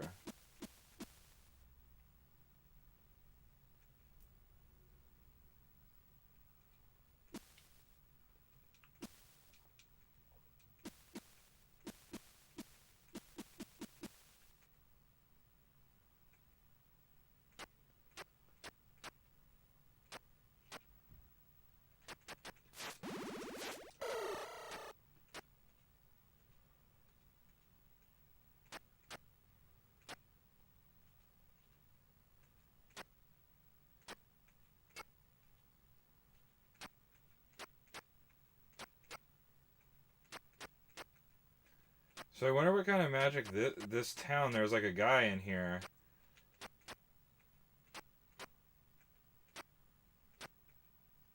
who might actually give you something cool, helpful.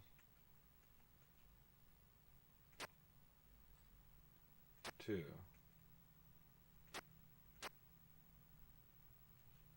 3, 4.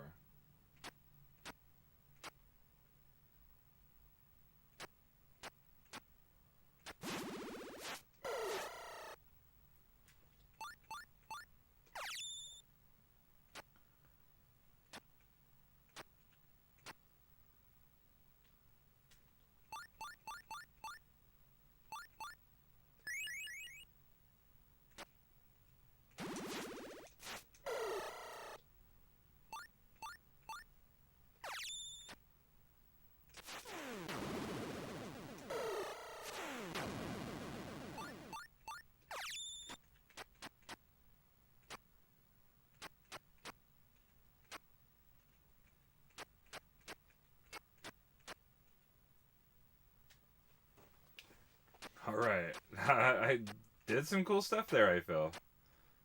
That was good. We're learning how to play a little bit.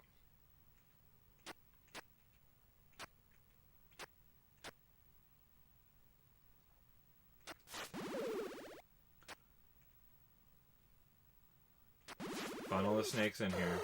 Beat them up.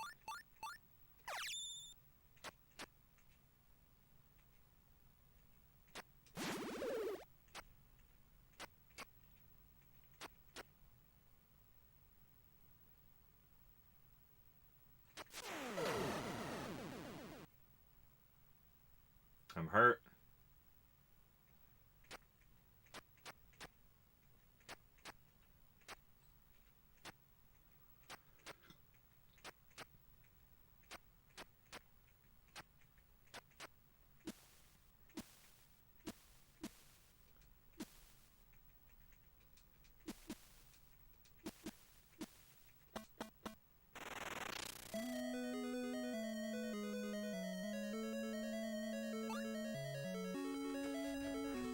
Making progress. So this game is a slow grind for sure, but we're making a little bit of progress at a time. Let me go grab that big fresh cup of coffee, like I said, and we are going to continue for another little while and get as far as we can.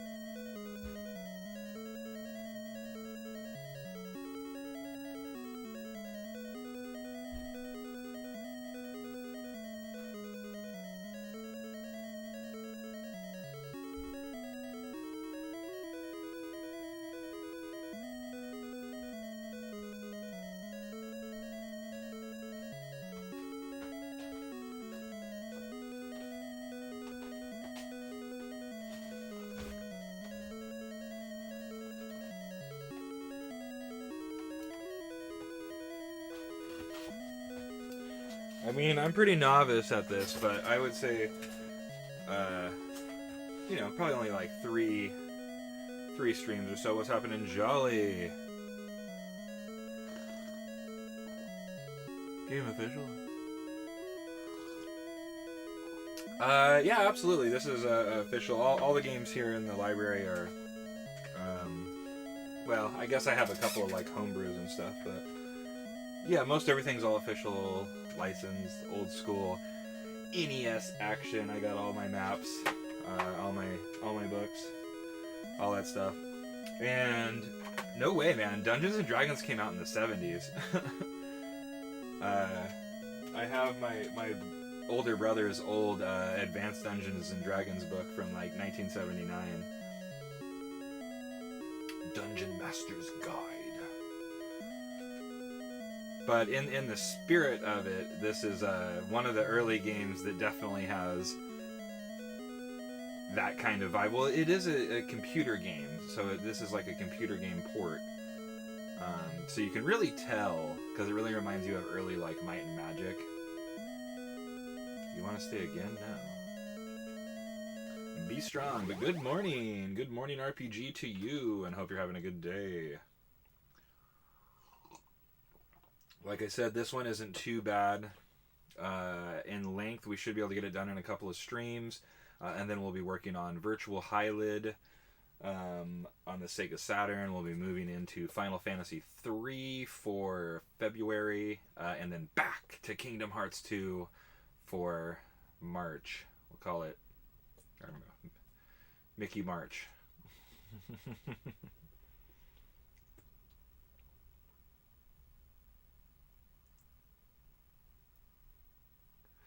Yeah, especially this, something with like the 8-bit aspect was just very limited. You can, it always reminds me of when you play, there's a Might and Magic game that we love on the Sega Genesis, and it's basically just like a sprite that stands still, and then it like moves its arm one, or moves its head. Like, it's very, very, basic, but it actually looks pretty cool, like, because the animation it has, they're holding, I always remember these ghouls, and they're holding, like, a bloody arm. And I always thought that was pretty cool as a kid.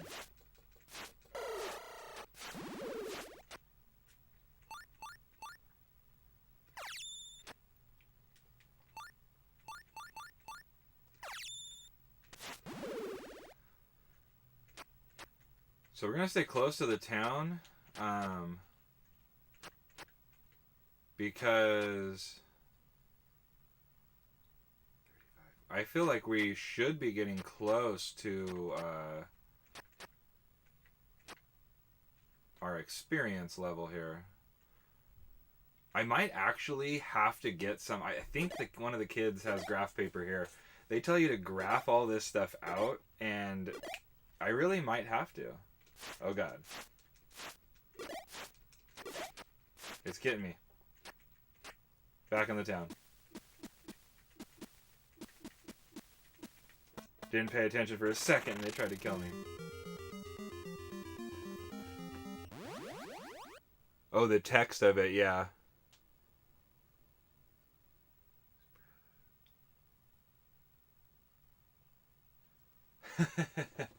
Yeah, it is. It's weird because, it's just like endless scene, but it's not endless scene.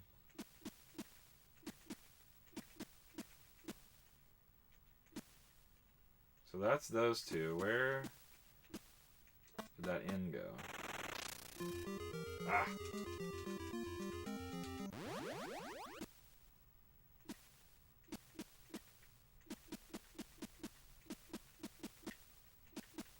One thing that I'd have to say is super rough is the, just like no map, no in-game map, no like directional arrow. I mean, they did give you a compass. That's like, we're living and dying by that compass, which is a really basic compass.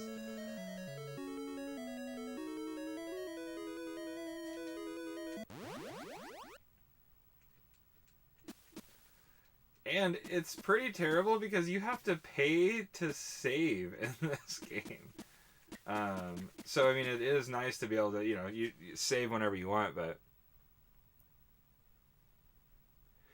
it is because stuff comes out of, well, this one's just way more primitive, but we always considered it very scary. We played King's Field on the PlayStation 1 when we were young, and It was because it's like first person, but it was similar. Like you could kind of see stuff far away, but it's like it was, you know, the stuff that like gets bigger. So you're like spinning around, or even those early what like Doom and Duke, you know, but Wolfenstein, and all of a sudden you turn around and some guy's like right in your first person face and stuff, and then you're kind of scrambling around. You get lost in directions. This game is very easy to get lost, that's for sure.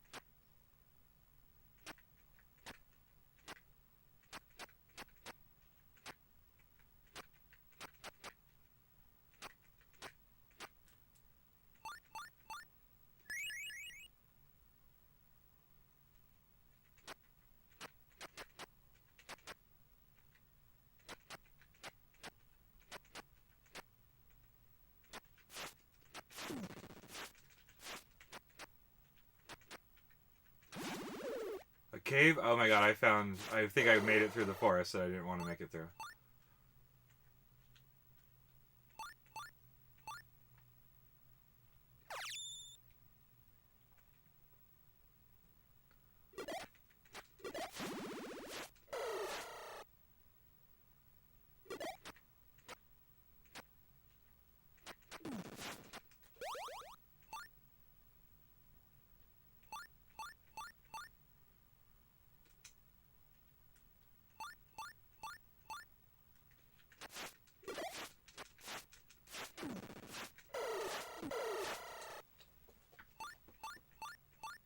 This is some crazy fighting right now.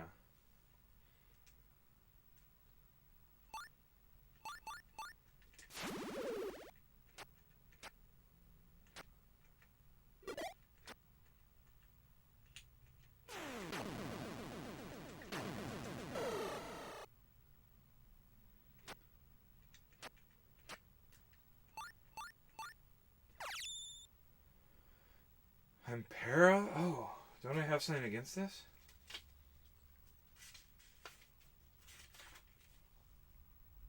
Cure Para, I don't have those.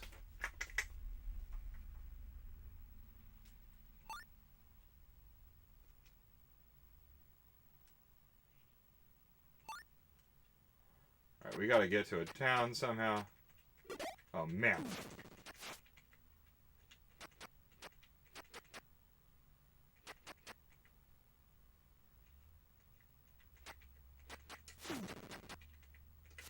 I'm dead. Fuck. Damn it, I was so grinded out too right there.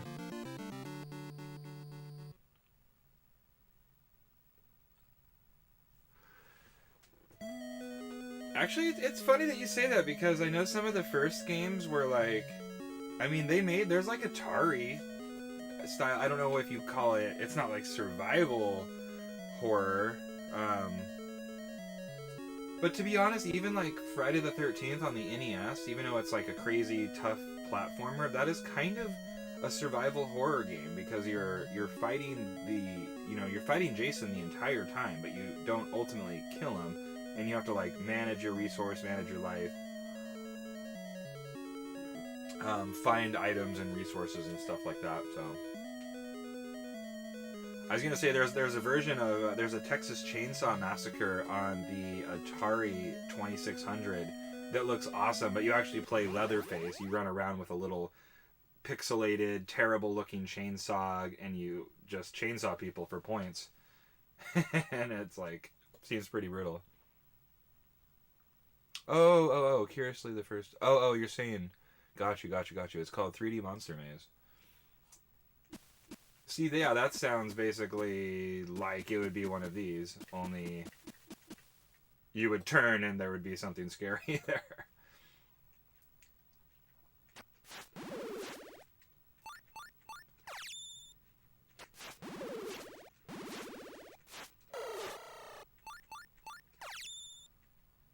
So we want to stay by this town this time.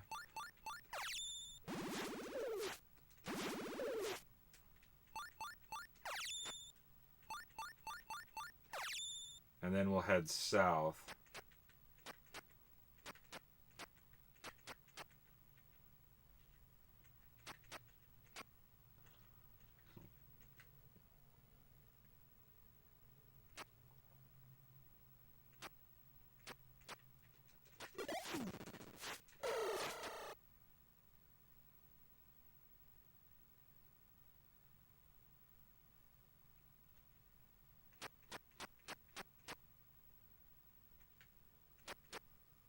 Perfect.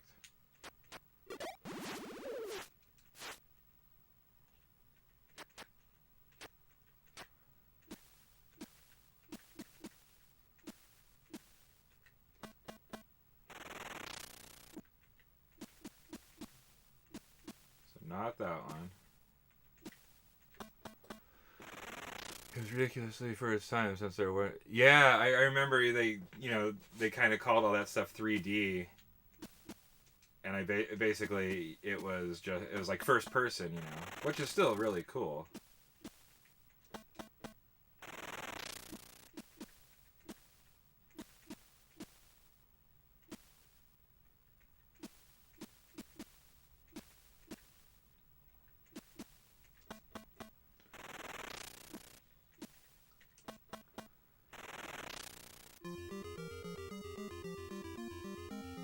You are now level 3. Oh, I only needed like 55 maybe for that. So that was very cool, very helpful.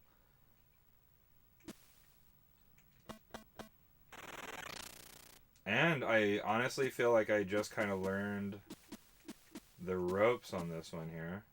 Go ahead and save it up.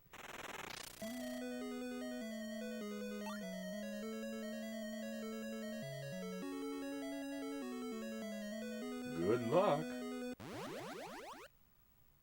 Honestly, we're having a brutal time trying to get money. Oh. Do those things destroy my armor and stuff?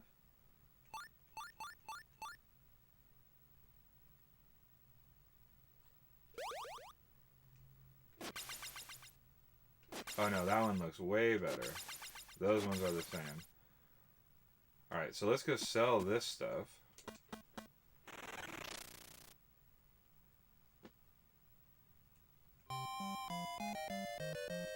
Honestly, for an NES game, I mean, the sprite guy, like your menu doesn't look bad. These little animations don't look too bad. And I mean, the sprites of the guys, they're pretty cheesy. It's just repetitive. So far it's been cobras, scorpions, and like bees.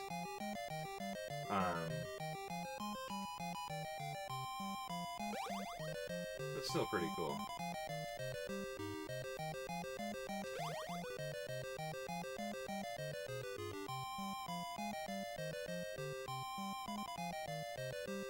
Dang, dude. If I can get to that 80, that would be pretty cool if I could get that frickin' shield. I think would really help me with some survivability. So let's see if we can get up to like 80 gold.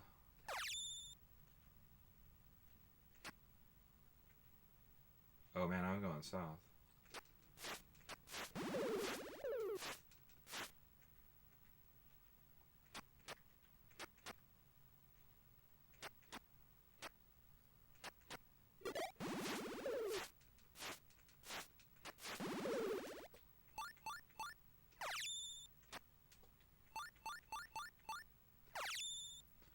And it's crazy, you have to like keep food on you, you have a weight and stuff like that, just like you said, it has a lot of early D&D vibe.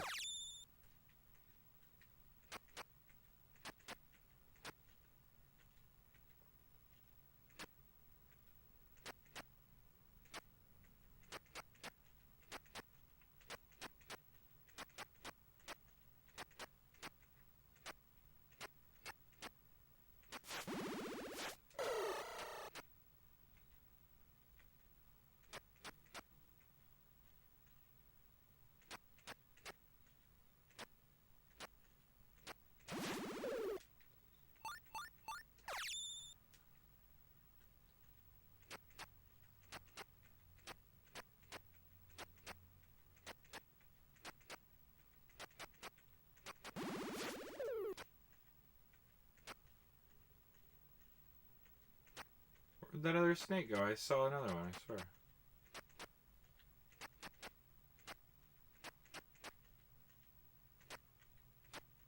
Anybody been graphing this out for me?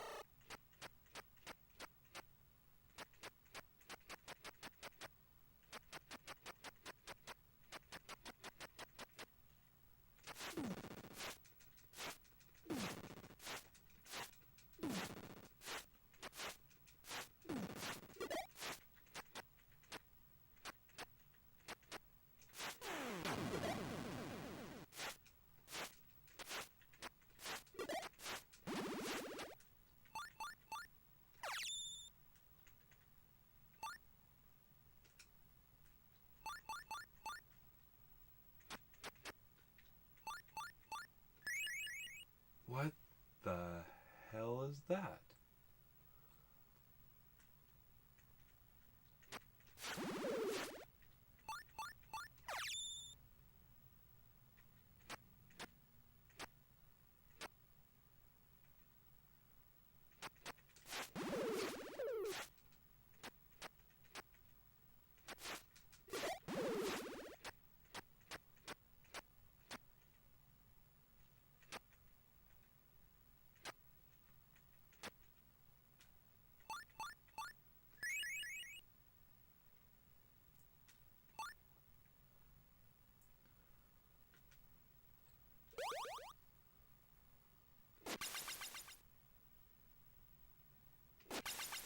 Oh, I feel like that's a worse helmet.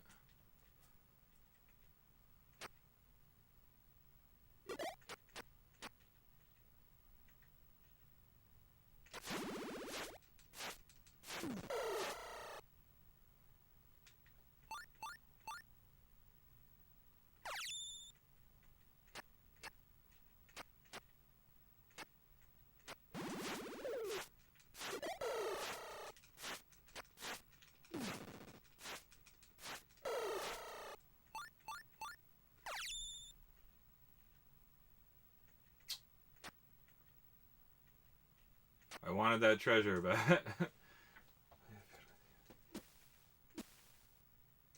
I don't even know if I ran to a different town or what.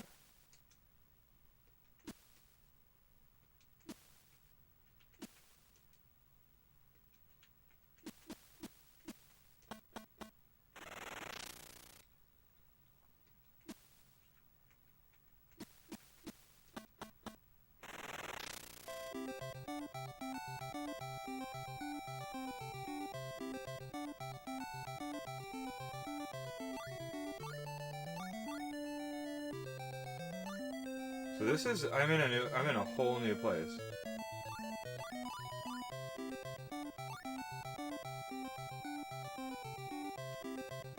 It happened that fast. Let's take a look at our map here.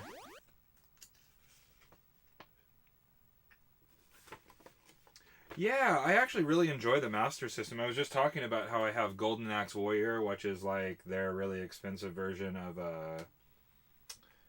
what, like Zelda, but with the Golden Axe lore. Do you think I made it all the way to Darius?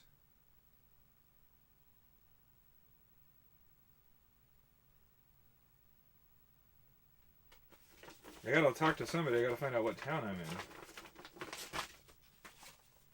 Or find an inn.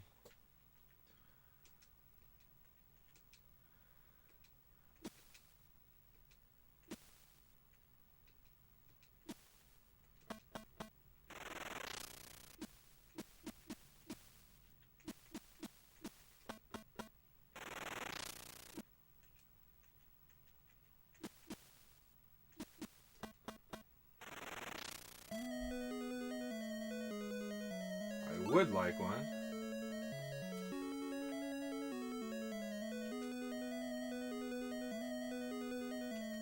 Alright, let's go grab a cup of coffee though. I think we got one more out there.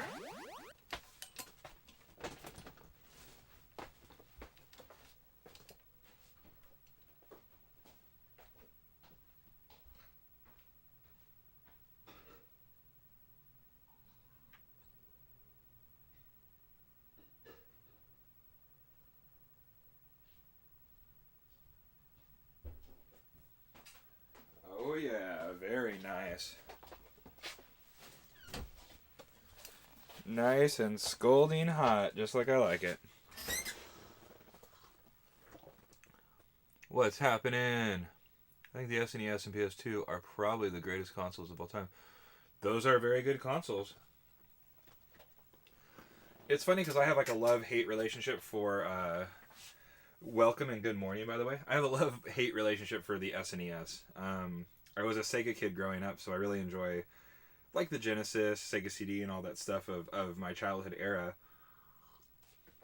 But I did have an SNES and enjoyed it for the different things, but I didn't have a ton of games. And now for some reason, even though I always kind of like, I'm like, it doesn't hold like tons of nostalgia for me. But it's like, besides, some very classic games, Uncharted Waters, Mario, all that stuff.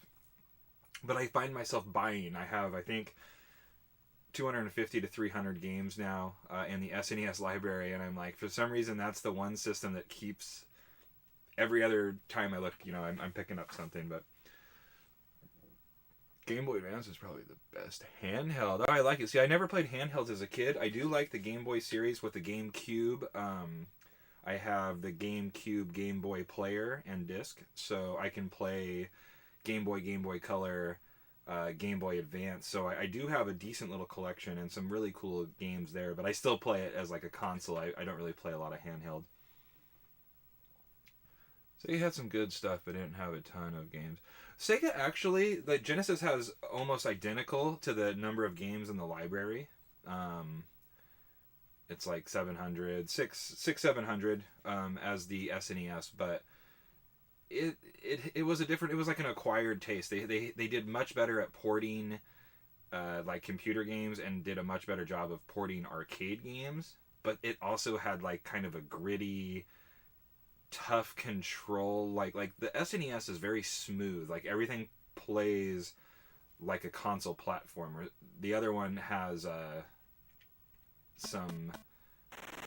This is the same guy, right? Has kind of that weird vibe with movement and all of that stuff. But the PS2, we were just talking about that.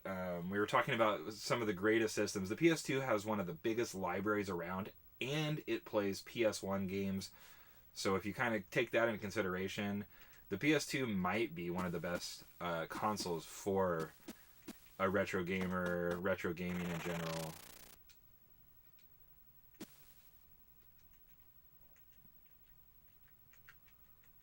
Let me out of this. Well, I don't necessarily want out, but I want to find out where I am.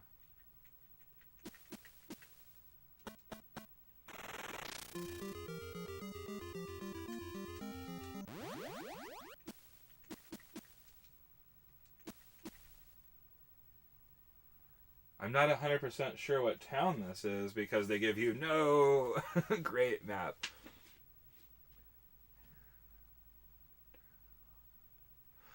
Absolutely, as in well,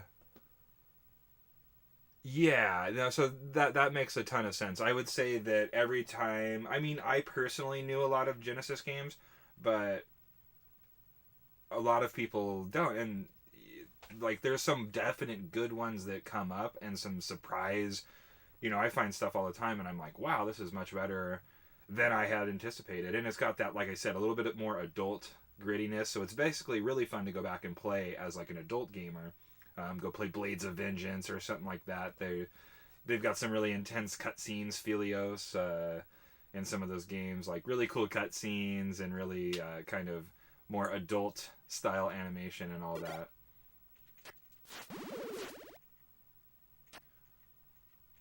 They should at least put like signs you could read by the towns or something like that.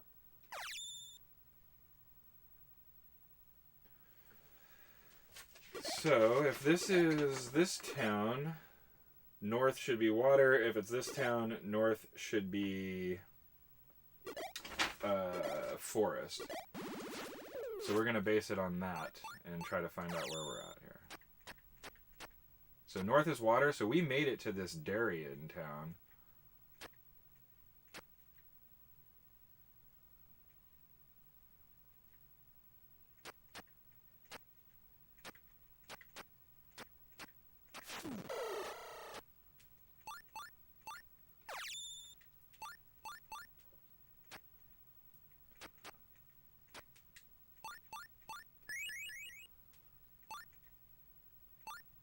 See, I'm not using magic. I just don't...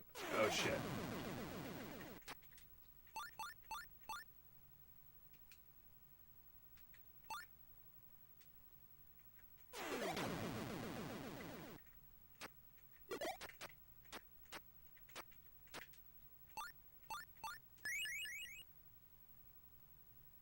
I don't know. I feel like those are better armor.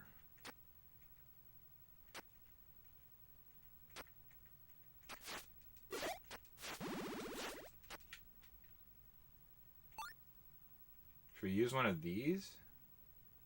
I would imagine it's full life.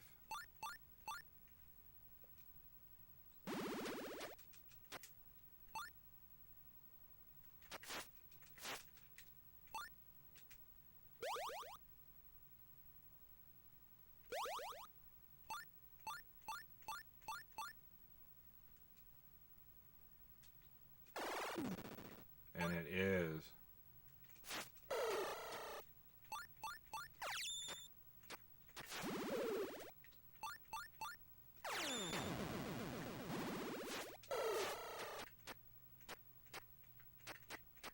Run.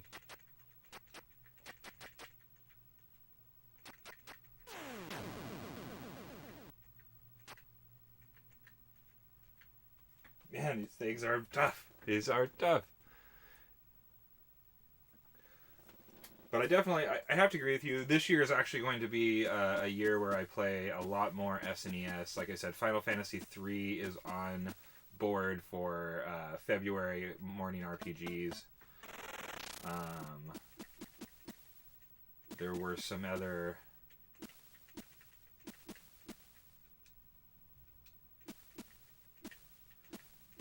I mean, there's so many great games. There really is.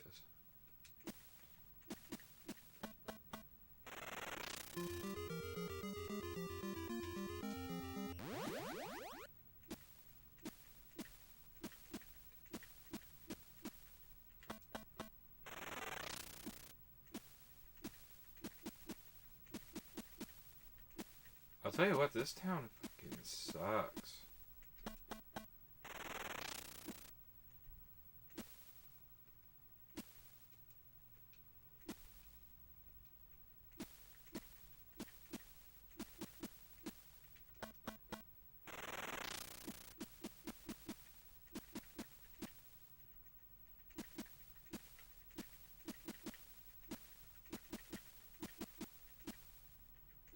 Can't even ever get out of this beast.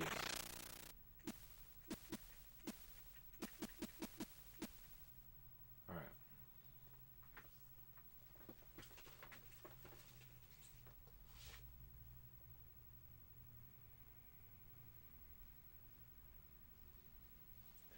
So I need to go straight. Actually, this is the way I need to go. So what are some of your favorite games then out of all time or maybe something that's different? I mean, of course there's staples,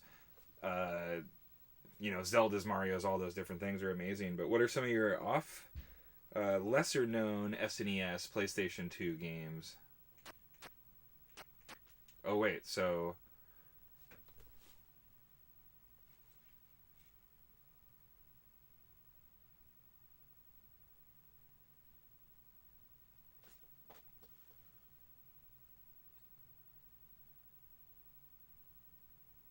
You think I made it all the way over there?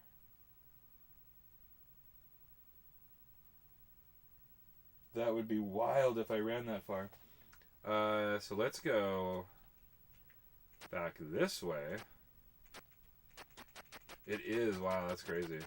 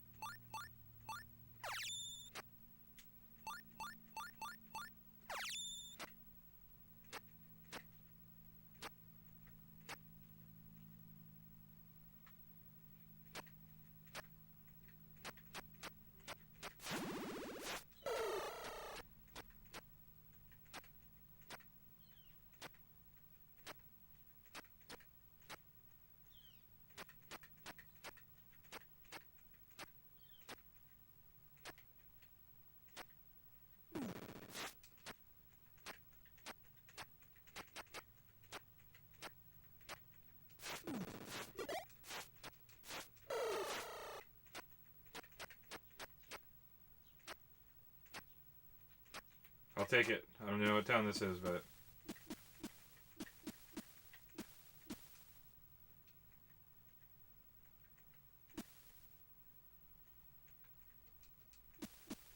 Oh, I think I finally made it to where I wanted to go.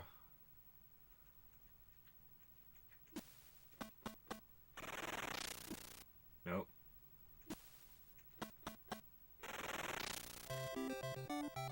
I'm in, like, yet another town.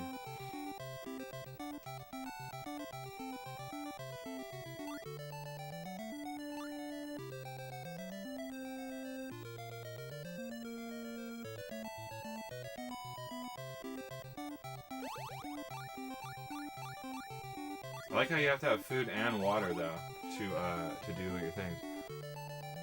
Mainly played well-known stuff in JRPGs. So JRPGs, Drakengard is awesome, dude. I actually enjoyed just... I mean, I know they're not the same, but I just played through Draken last year on the SNES, which was really cool, unique style game. Kind of like a more ramped-up, better version of this, to be honest. Kingdom Hearts series. Awesome, dude. The Kirby... Which one did I play? Oh, the Kirby on N64, actually, I played through, and that was a ton of fun. And then I think I played through the NES one as well, so... I haven't played the good Kirby on SNES.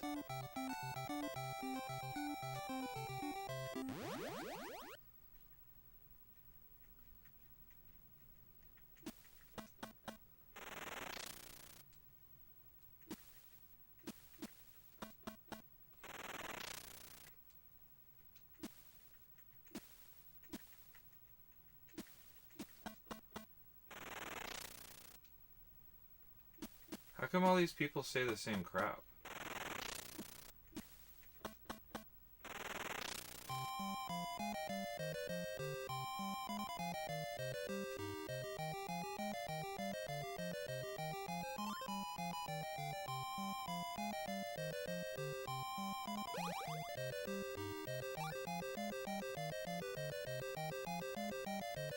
Oh, I should sell that stuff, actually. Ah.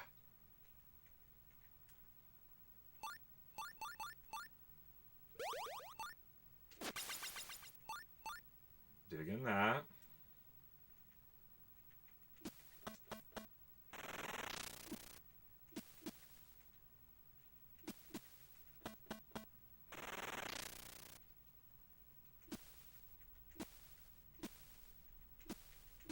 Man, these are kind of crazy little,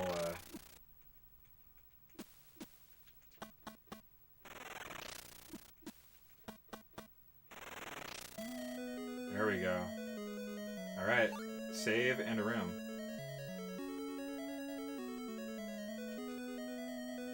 Whoops. I meant yes. Do you want to stay again? No.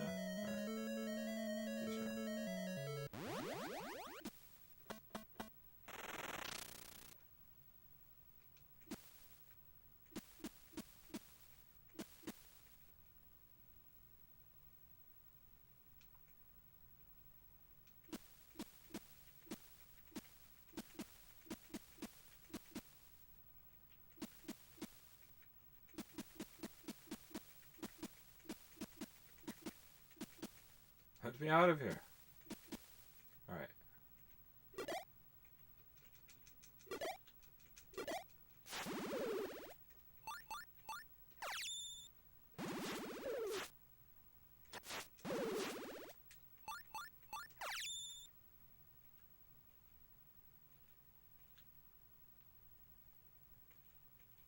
Okay, so just north of this town...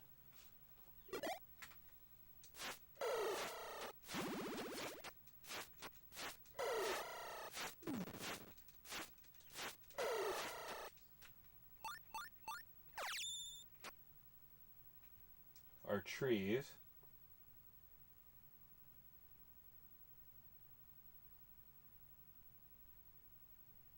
Oh, I think this might be right here then.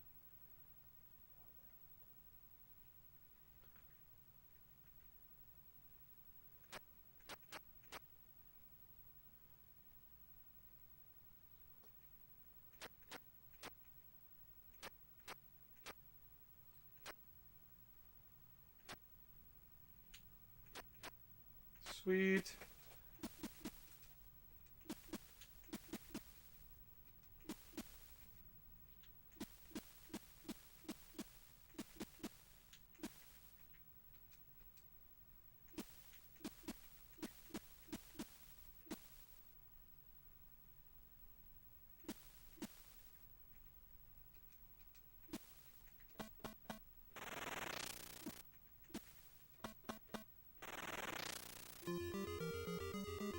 You're not wise enough yet, so not quite enough for level 4, but we should be getting close. I'm actually pretty stoked because I know where I am again.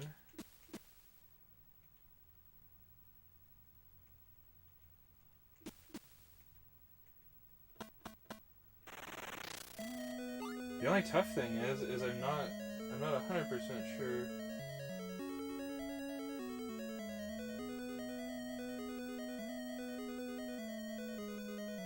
So maybe I'm supposed to go do some of this water spirit stuff.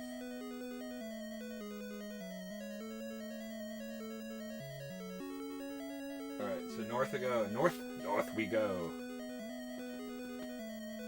People think it's bland. I recommended Evoland 1 and 2, underrated game with a great concept. People think it's bland. What system is that on? I don't even think I've heard of that. Where they don't know is it's the first.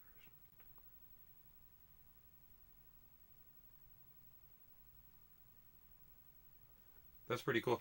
You know what's funny? I mean, I wouldn't ever really play this too much, but I remember, what is it, like the Sword Quest games or whatever on the Atari, where like it was like a contest. Like they made water. Let me see. I know I have a couple of them. I can't remember, but there's like a water, fire, and you had to like beat them and stuff. That's why one of them's like rare, because you could only get it by like beating the other games or doing some sort of competition.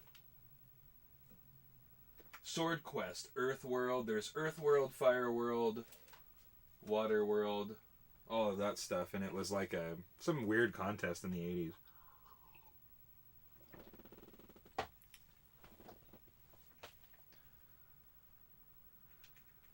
All right, north we go.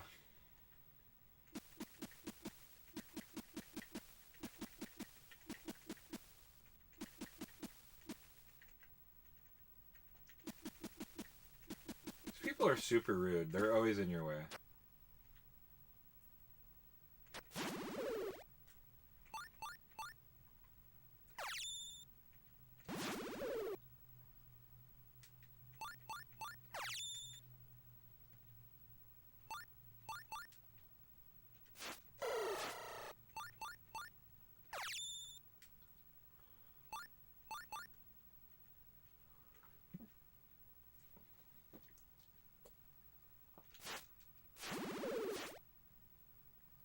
I mean, should I be using magic? I guess the only spell I could attempt to try some different magic to see if it does anything. I know that this is an actual spell, though.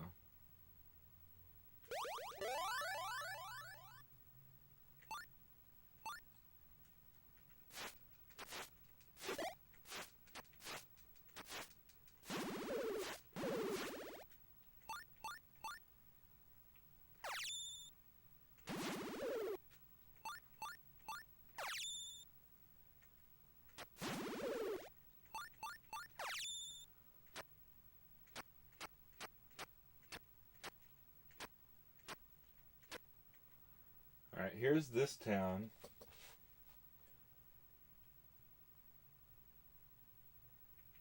I wonder what this sword means. Let's go up into these trees again.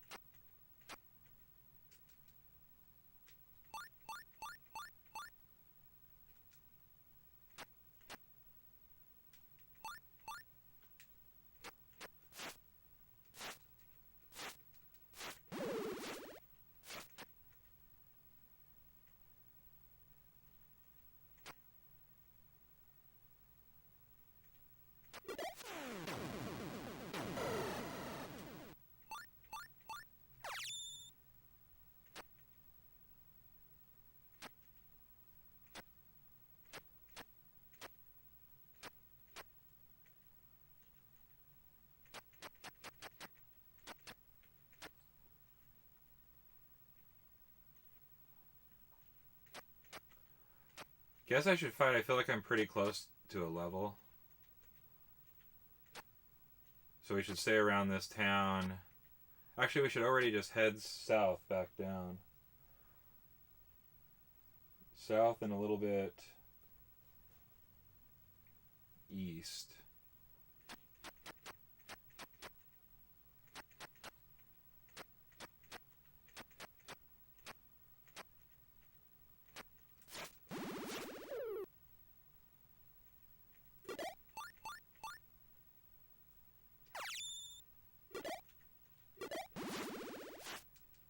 A jerk.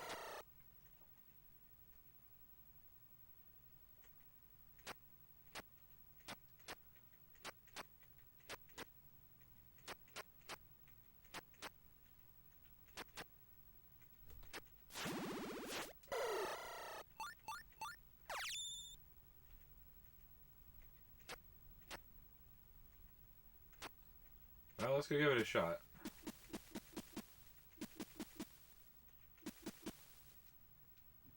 What does that guy say in the town of... Something about water spirits in that one.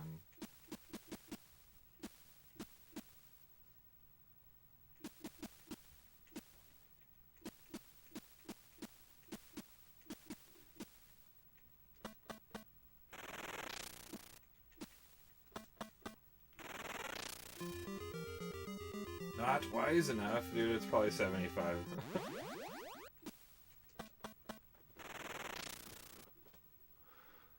What they don't know is that the first... Oh, okay. One thing I wonder...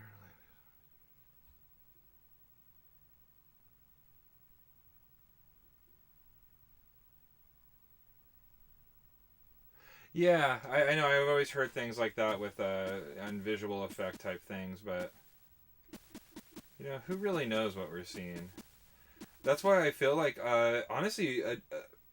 on top of just retro gaming being amazing, awesome, there's a bunch of fun, really entertaining games, and it, you know, ever-growing popularity. I've run into more kids and stuff who have been playing, going back. In fact, my stepson and his cousins and all this stuff, they were over the other day talking about how they wanted like CRTs, and they were, you know, doing retro stuff. And it just kind of made me think that I think modern gaming had progressed so much that there's only so much you could really do. You could only enhance the graphics X amount of times before you can, you know, it really doesn't even matter anymore. But you've traded like story and gameplay and all this stuff so heavily that they're going back and playing something that has a little bit of like entertainment value. You know, the stories in some of these modern games are like cool. They look very, you know, awesome, cinematic and all this stuff. But if you actually play the story to it, it's like 8 hours long, and you're done with it before it's like, wow, that was not worth it. And then basically it's all pay to win online stuff after that. So I can see like just wanting to come back and play some of the stuff like this. Well, not this one in particular, but games of this style.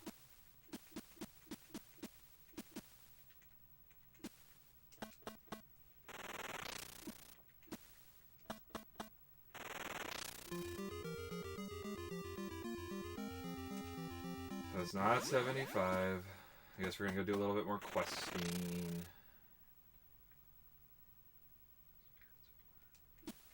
So inside of the town, they're saying there's water spirits. Interesting.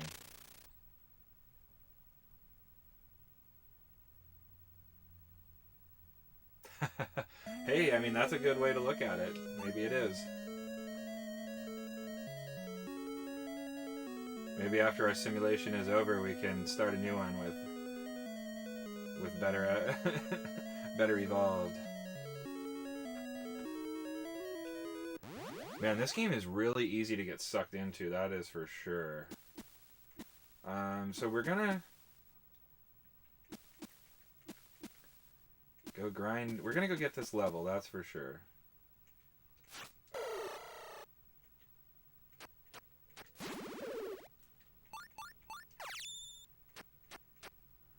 It's nice we're actually getting kind of strong enough to where we could fight. The beginning of this stream, we had like a lot of learning curve, a lot of trying to die and figure stuff out. But now we can actually, in a sense, grind.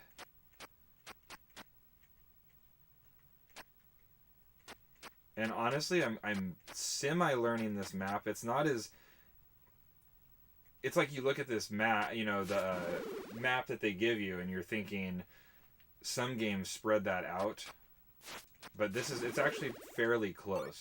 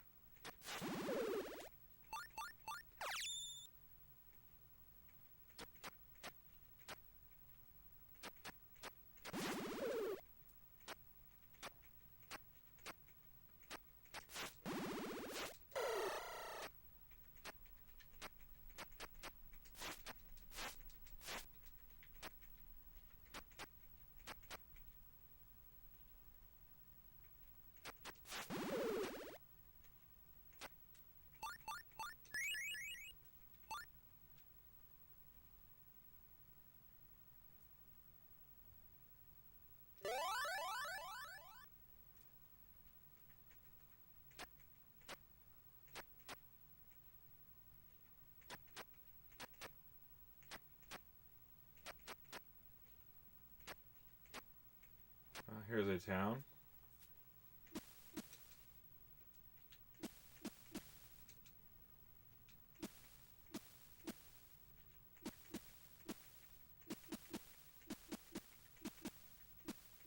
There should at least be like a greeter.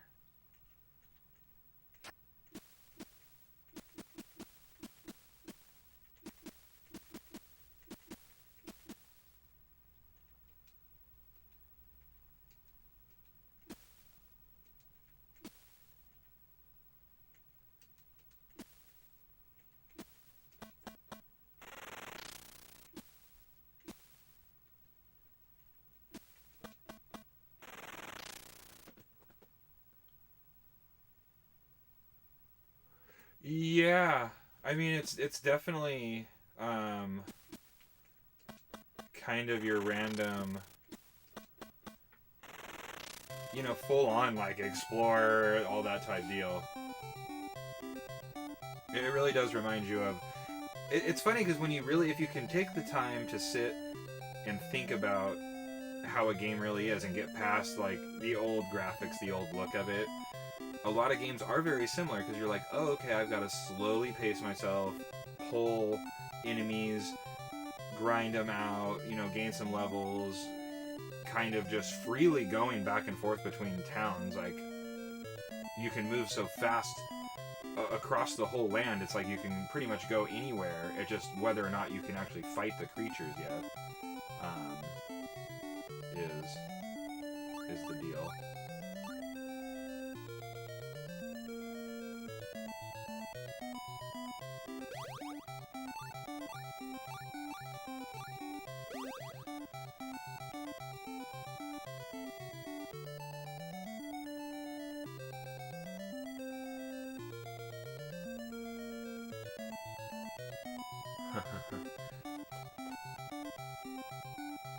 Yeah, I love the randomness of, and this, yeah, it just keeps throwing random items, you know, that's a true feel, ode to all the old, you know, the D&D style is what you call it, but, you know, just like where you equip items, every item's randomized, you can find, you know, I loved Might and Magic on the Genesis and stuff, you know, we went somewhere and we found all these +1, +3 weapons, and it's like the same name weapon, you know, like broadsword +3, but it was like amazing because if you played, you know, like the D&D lore, you know, just that having a +1, you know, how much more it helps in your adventure.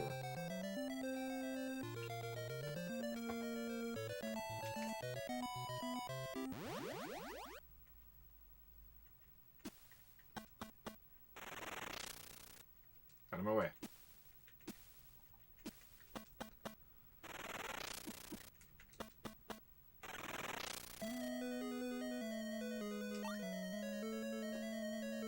Alright, I think I randomly am back at that other town whenever I run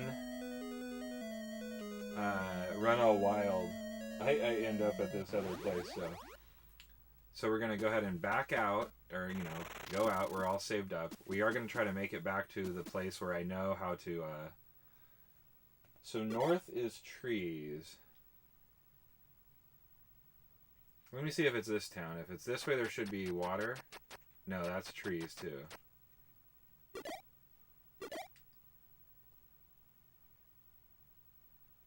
Okay, so we should be actually right there. So this town should be right up here.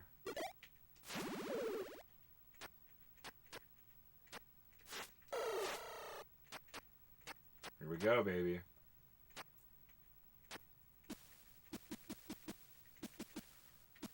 Honestly, it is cool. It's cool to learn.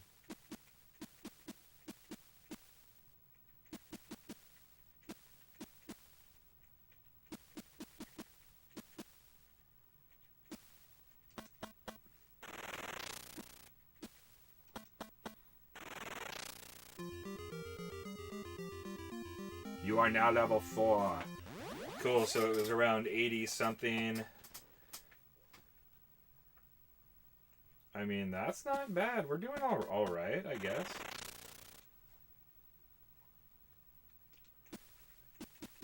Now we can go get a little bit risque.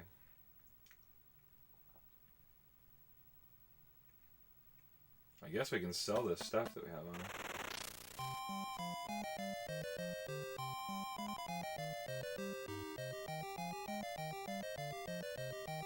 See, I feel like I'm never going to... Oh, I don't even have... It's because they're expensive.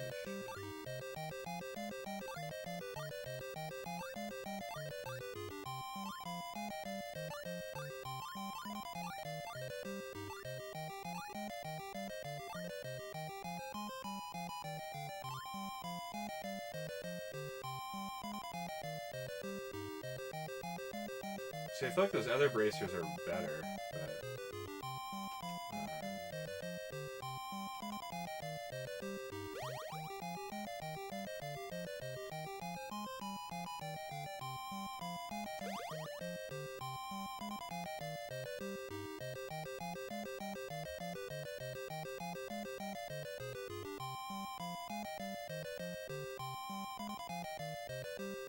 You have nothing. Come again.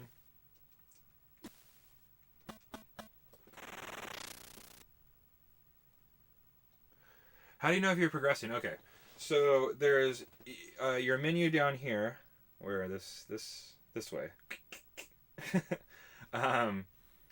So there's your condition. You're good. You get experience. So basically, I'm a level 4. I don't know what it's based on. The first one was like 15 experience, and then you actually have to go to the guy you're apprenticed in. I'm apprenticed in water magic, which I don't know if that was like the best thing to do or not, but it was kind of more the novice one, so it gives me a protection spell. It's supposed to have some damage spells and stuff, but anyways, so you go back to your magician and you trade experience. The first one was 15, the second one was 35, the next one was like 50 something, the fourth one was 80.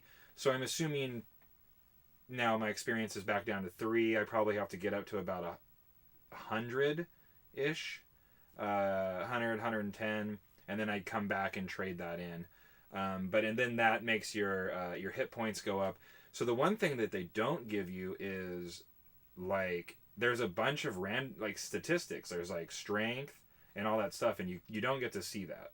Basically, it's just based on your weapons, your armor, and stuff like that, and some different spells and everything you can cast. So I just saved, right? Yes. So that's like the progression part. So I do know now that I'm not dying, I'm doing that, I'm progressing. I'm level 4. I have 30 hit points. So ultimately, I'll probably kill these guys a little bit faster. These kind of more novice Cobra people. Or at least not take as many hits.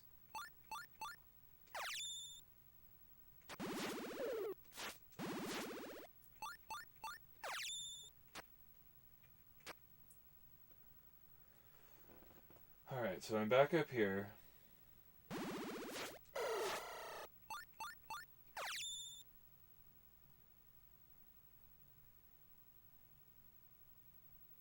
I guess let's try to get to this other town. It's my next step.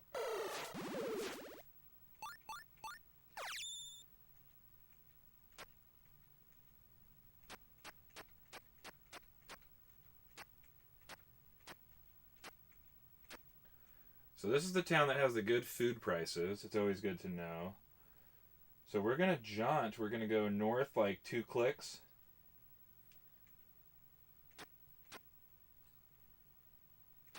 And then we're just going to head blast this way.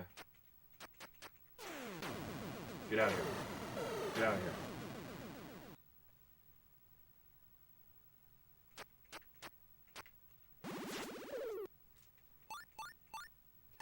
So there might be like a, I don't know. It says water spirit over here somewhere. And here's this town. I don't know if we've been here yet.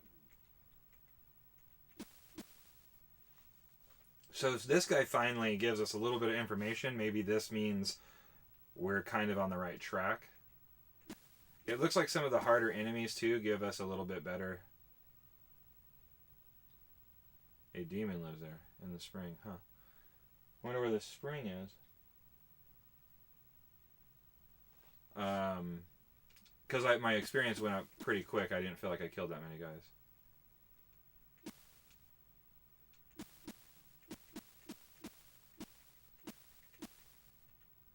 So what is in this forsaken town?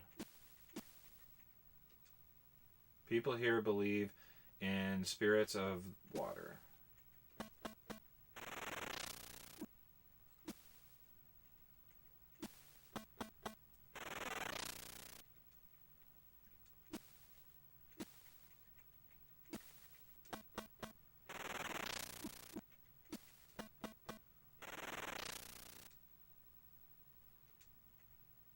Out of my way.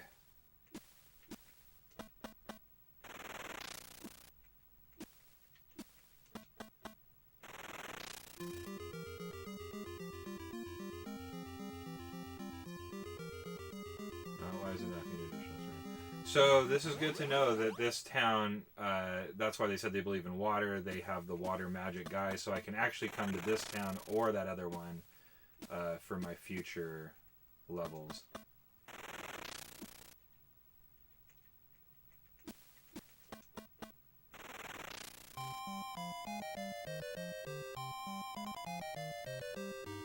It's funny, all this stuff has the same kind of armors and weapons, so you get one, you get them all. You say this game's about 8 hours? That's what I saw. Honestly, you know, you got to take in consideration I'm a very novice playing this one. But that's why, you know, it's a save. I knew it would be a couple of streams for me. People, I think, can manipulate it. Because if you know the spell commands, you can use them at any point. It's just learning them. So I think you can, like, pick fire, set up fireballs, and, like, run in. And I've seen somebody that beat it in, like, 30, 40 minutes or something like that. But, yeah, it seems like around that 8-hour mark. I would have to say probably a whole hour of this was wasted figuring the game out, dying, so on. So I've put a couple hours into grinding. I'd say a couple more streams would get me where we want to be. You know, pretty much we're running to the end of today's adventure,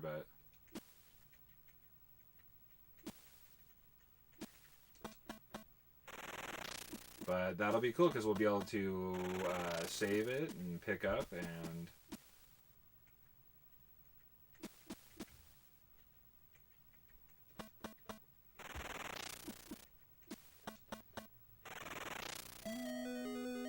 In fact, we'll go ahead and crack in the end here.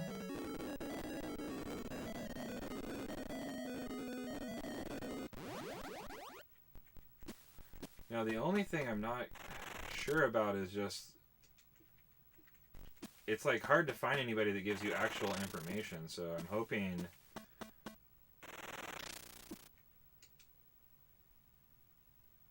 I used to go to the Spring of Sarah once a year, but now I can't. I'm not seeing that on the map.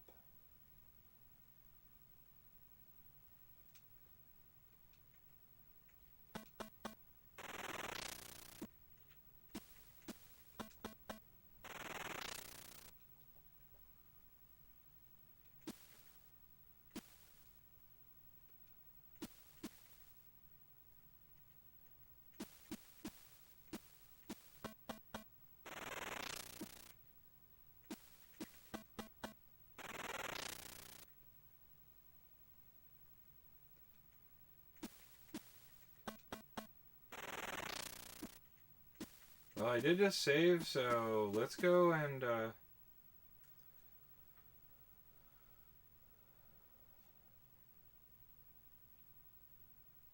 I guess let's just go up north and see what happens. See if there's something real crazy or what.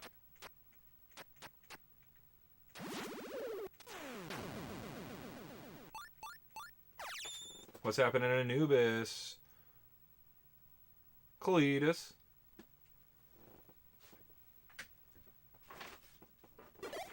What do we got here? What is this on? This is on, oh shit. This is NES.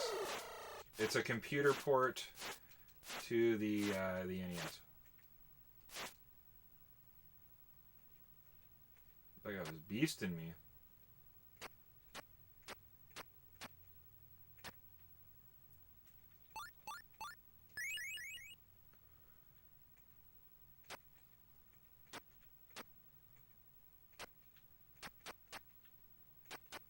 Actually, it's been a ton of fun so far.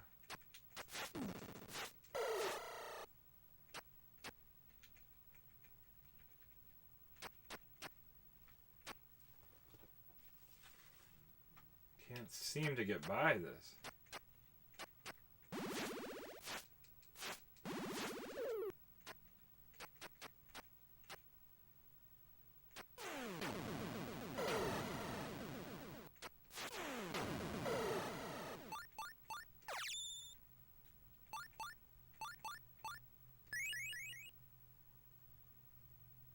What did I get?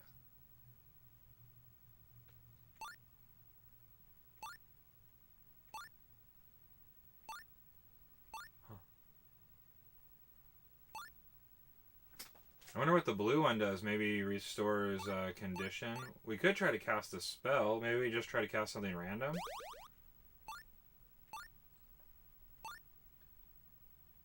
How about this one, this one, this one?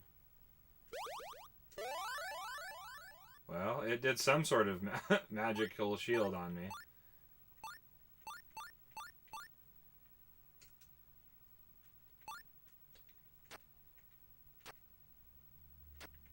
What is this? Are we dungeon fighting now? This is getting wild.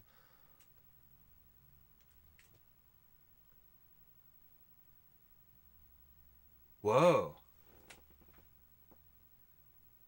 That's a good question.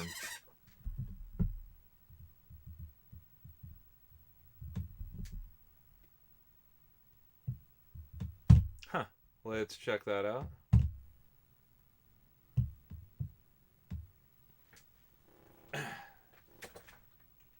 Are you still getting sound? Yeah. That is the weirdest thing that's happened in a second.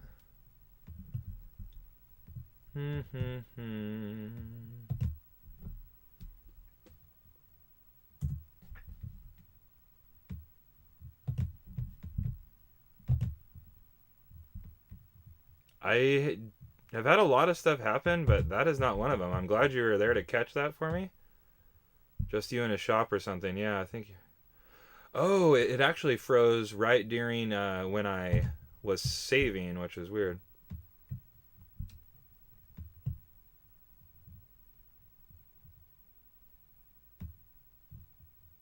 Yeah, the stream's being super weird now.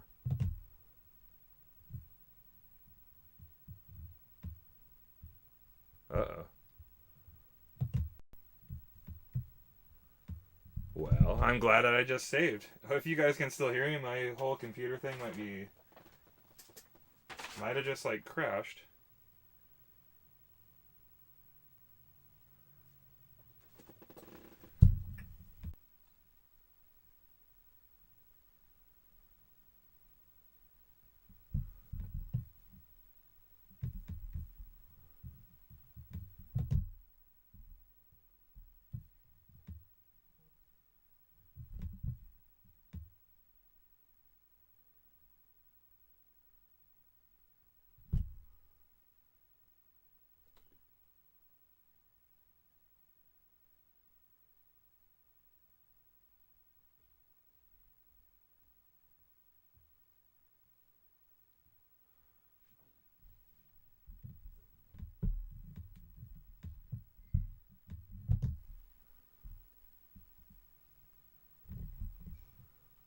All right.